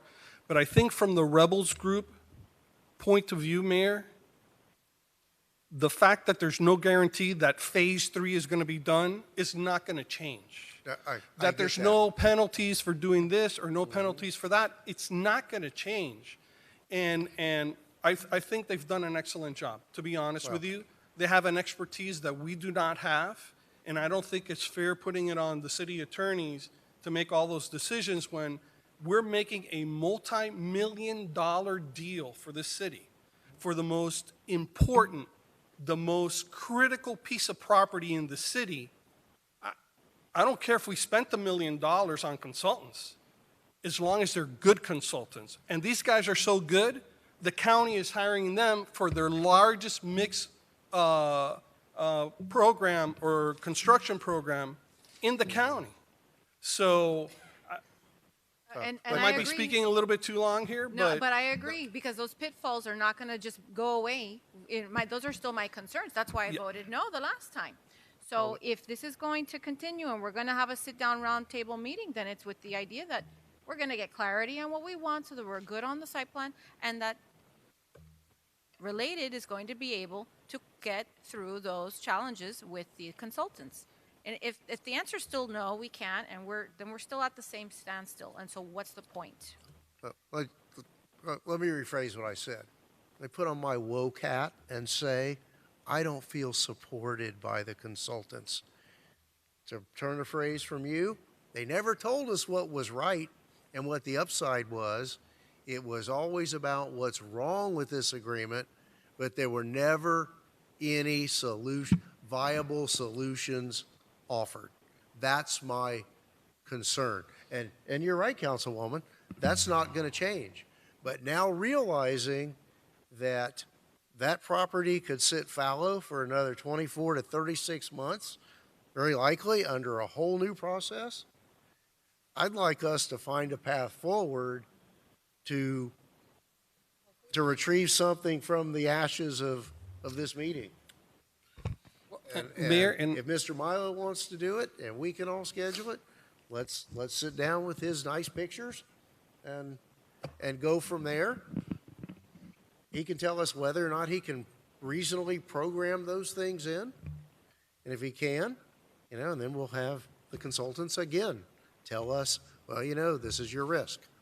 And it becomes our And the decision. consultants did say that this project does bring value to the city. They've said it multiple times. It's not like they're There was saying, never oh, a no, you're question. getting. I've got a question. No, but once again, Mayor, but for them to tell you, Mayor and Council, there's no guarantee that Phase 3 will be completed. There's no penalties if they don't. The it's property, and for the lease option, Mayor, if I'm not mistaken, they could almost hold that property in perpetuity for the 99 years and not do anything with it. That's all they told you. And As now- presented, and but so- we could have built-in provisions to take it back. to That's terminate not the factually lease. correct. It's I've not got- factually correct. I've got a question. Yes, Vice Mr. Mayor. Manager, once the Triangle property was assembled, how long did it take to get to RFP? I think we took about 45 days. Right there, guys. 45 days. Done. What are you guys talking about? It's going to gotcha. take all this time to get to an RFP. I don't understand why you guys are thinking that way. Once the property was assembled, in 45 days we were out. We've been through these site plans for 2 years. We already know what we want. Because that was an affordable housing project with no money changing hands in favor of the city. And one response. That's a whole different animal. Let's don't mix apples and oranges here. So I got a let's not say suggestion. it's going to happen in 45 days, but it can happen in a reasonable, quick amount of time so for us to 45 get days there. to get it all done and prepped and sending it out on the street. Not Mr. that it was Mayor. out on the street 45 days. It was out on the No, street the 90 days. preparation for the Yes. RFP. But up here, we're sitting here thinking it's going to take a year or 2 years to get an RFP out, and I don't think that's accurate. Look, I'll give you a better one. I'll give you 30 days to put it out there and see if you get a better deal. That's insufficient time. I'll give you 45 days. Your deal might be the better deal. You might come back, but then it's no. an even I'll- playing field, and let everyone else come I'll back. give you a as well. better deal. I'll let my deal stand, and I'll let you put it out and see if you get a better deal in 45 days. All right. I think I'm done negotiating because this is a circle back and forth. It's turned into a circus, and This isn't by the way, this is not a negotiation. This is trying to do what's best for the interest of this community as a financial entity and the residents. All we're talking about now is it worth the time to go sit at the table on the third floor and talk about specific entities that are in this site, amenities that are in the site plan, and what do each of the 7 individuals need to see in that project. Okay, so is there a motion on the table to proceed that way? And then let's call the question. Mayor and Vice Mayor, if I can. Now that, once again, this has been 2 years, Related is very well aware of the concerns from the rebel group. I think prior to have that meeting, then we're talking about the amenities, I think, and I think Milo had a very, very good point. Look, up in Washington, they just negotiated a new budget, right? I think Related kind of needs to meet us halfway. If we're saying we have no assurance that phase 3 is going to get done, please proffer an option. We proffered like 3 or 4, or multiple ones if I'm not mistaken, and the answer is always no. No. No. So once again, he knows what the problems are, or the areas of concern. I think it'd be great before we spend another 2 or 3 hours at a table, at least if he can address those and the consultants tell you, hey, look, they met us halfway. It's not as bad. And then I think it'll be more productive. Now, if we go have the meeting about the amenities and we're still going to be going back and forth on the lease options, I think we're talking Groundhog Day here. It's just repeating over and over again. But the amenities we require in a project govern the cash flow that's available to us. So, But it Mr. doesn't Milo, go- would you agree that we need to have the amenities discussion before you fill in numbers? Obviously, if I'm asked for a substation, if I'm asked for other public amenities that you want me to include in the site plan, I have to warrant the costs, of those amenities. But again, I have no problems sitting and negotiating with any consultant. The issue is that the consultants are not proffering any viable solution. You guys are the decision makers. So yes, the decision makers at the table could possibly come out with a deal or with a structure of a deal.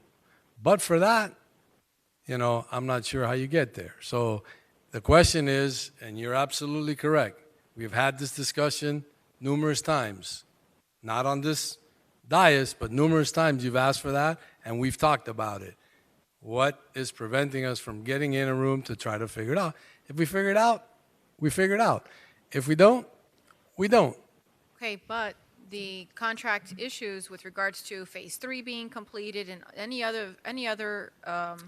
those other concerns that are not related to the amenities, those are things that Those are business terms. And like I said, I'm never going to sit here and promise you something that I can't deliver. I'd rather just as well walk away from the deal than tell you something that I can't do.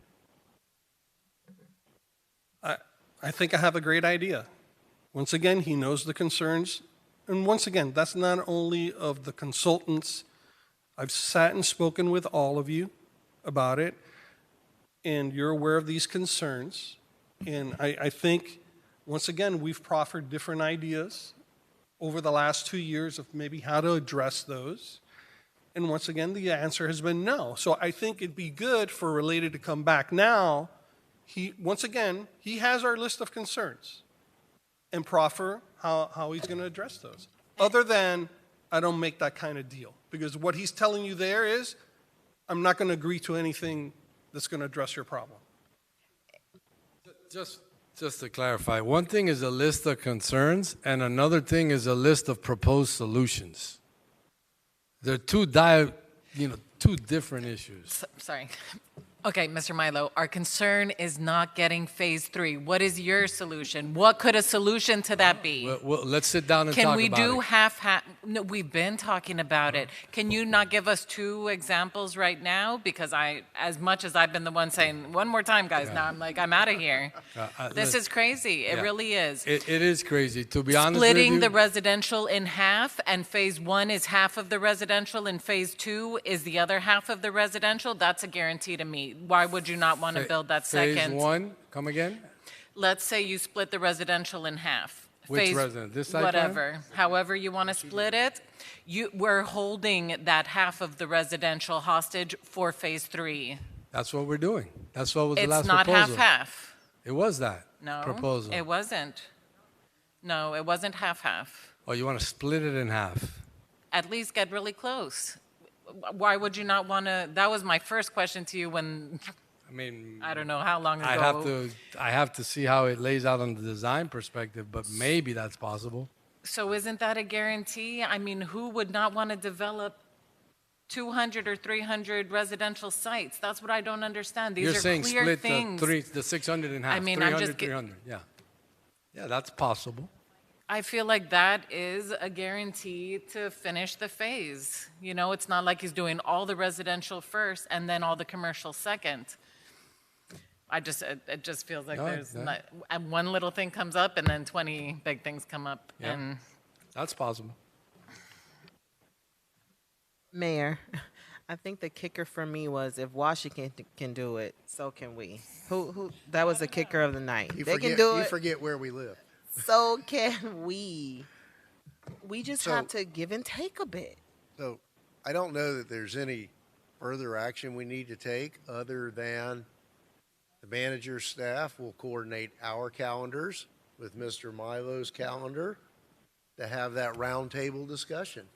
Is that, Yes, and then do we want to have the attorneys or the consultants in the room at that time? Just if they're available, I would prefer it because if they're saying, if we're proffering something and we think it's the right move, there might be a technicality there that we have to think of. So having everyone in the room is important. If they're Absolutely. available.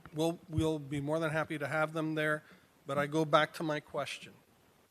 Related has the list of concerns. Can they at least proffer how they're going to address them? So at least when we're sitting at that meeting, we're not just sitting there spinning our wheels. Sure. No, And if if Mr. Milo likes, we'll supply a list of suggestions of how to address those concerns. and again, I just want to reiterate, I was going to say demands, our desires for this project to a certain extent govern what he's able to pay for the dirt to effectuate those desires. I mean, if we want a Coral Gables architecture, that's a whole lot more expensive, and where are you going to take it? You're going to take it out of the cost of the dirt, is what I mean when I say that. So we need to be prepared for that, but in terms of having the consultants in the room, wouldn't that be the next step after he puts pencil back to paper and takes into account all of our desires for that project that determine what he's willing to pay over that 99-year period and how it needs to be phased? I mean, the consultants don't advise us on amenities. Isn't that really what we're sitting down to talk about? The components of the project. Right, but, for example, just between this back and forth negotiation, and I'm sorry that you're standing and we're sitting during that, we were able to come up with an idea on how to possibly get past through that hard stop that wasn't necessarily an amenity-based discussion. That's a technicality within the contract and how to maneuver around that hard stop for us. So that's the purpose of trying to eliminate all the opinions that might come out later. If we get to an agreement and then we send it to the consultant, and then there's another issue. So I'm trying to, All right, so we're going to schedule a workshop, and whoever the manager thinks needs to be there will be there. perfect. Maybe we should call it something other than a workshop. Maybe we'll have better luck with that, I call right? it roundtable discussion earlier. Can I just add one more thing? Sir? Councilman, thank you. The financial aspects of that deal will have to change in a way that goes up for the city as well. Because regardless of how it was originally pitched to us at $1.6 million, plus paying off our $8.4 million in debt, that got totally skewed throughout the process. Where we got down to getting some of the money somewhere down the line, we need to satisfy that debt first and foremost. And we have to come up with a number that's going to be fair for both when it comes to leasing the property. I've always said to the people I've talked to, I don't care who builds this project. It's got to be fair and it's got to be right for the city. And as the mayor keeps pointing out, this site plan here is not really a site plan. It's more of a conceptual drawing of what they feel it's going to look like, and it's changed multiple times. So I would normally not be in favor of sitting down one more time, because it's the definition of insanity. We've heard it here all night long. But I think we owe it one more shot. And if we can't get there, but my request would be, as the manager continuously has been pointing out in the last 15 minutes, aside from my concerns about the financial makeup of this deal, you already know what the consultants are saying. Their job is to protect us. I would have felt disappointed if some of those haven't been worked out prior to our roundtable meeting. And I won't call it a workshop either. The majority were. I don't know if that's whatever. We're not going to, there's no reason to discuss it now, right? But I'm in favor of sitting down that one last time and hoping we can work this out. As painful as it is for me to say that to you, because I'd much rather let the world tell us what our property's worth than sit for another 3 or 4 hours and bang our heads against the table and say, well, as the mayor said, I told you so. We're not going to make it happen. But I'm willing to do that and sit down and hammer it out if we can. If we can't, we gave it the best possible try we could. So thank you, Mayor, for that time. Proud of you all. I'm so proud.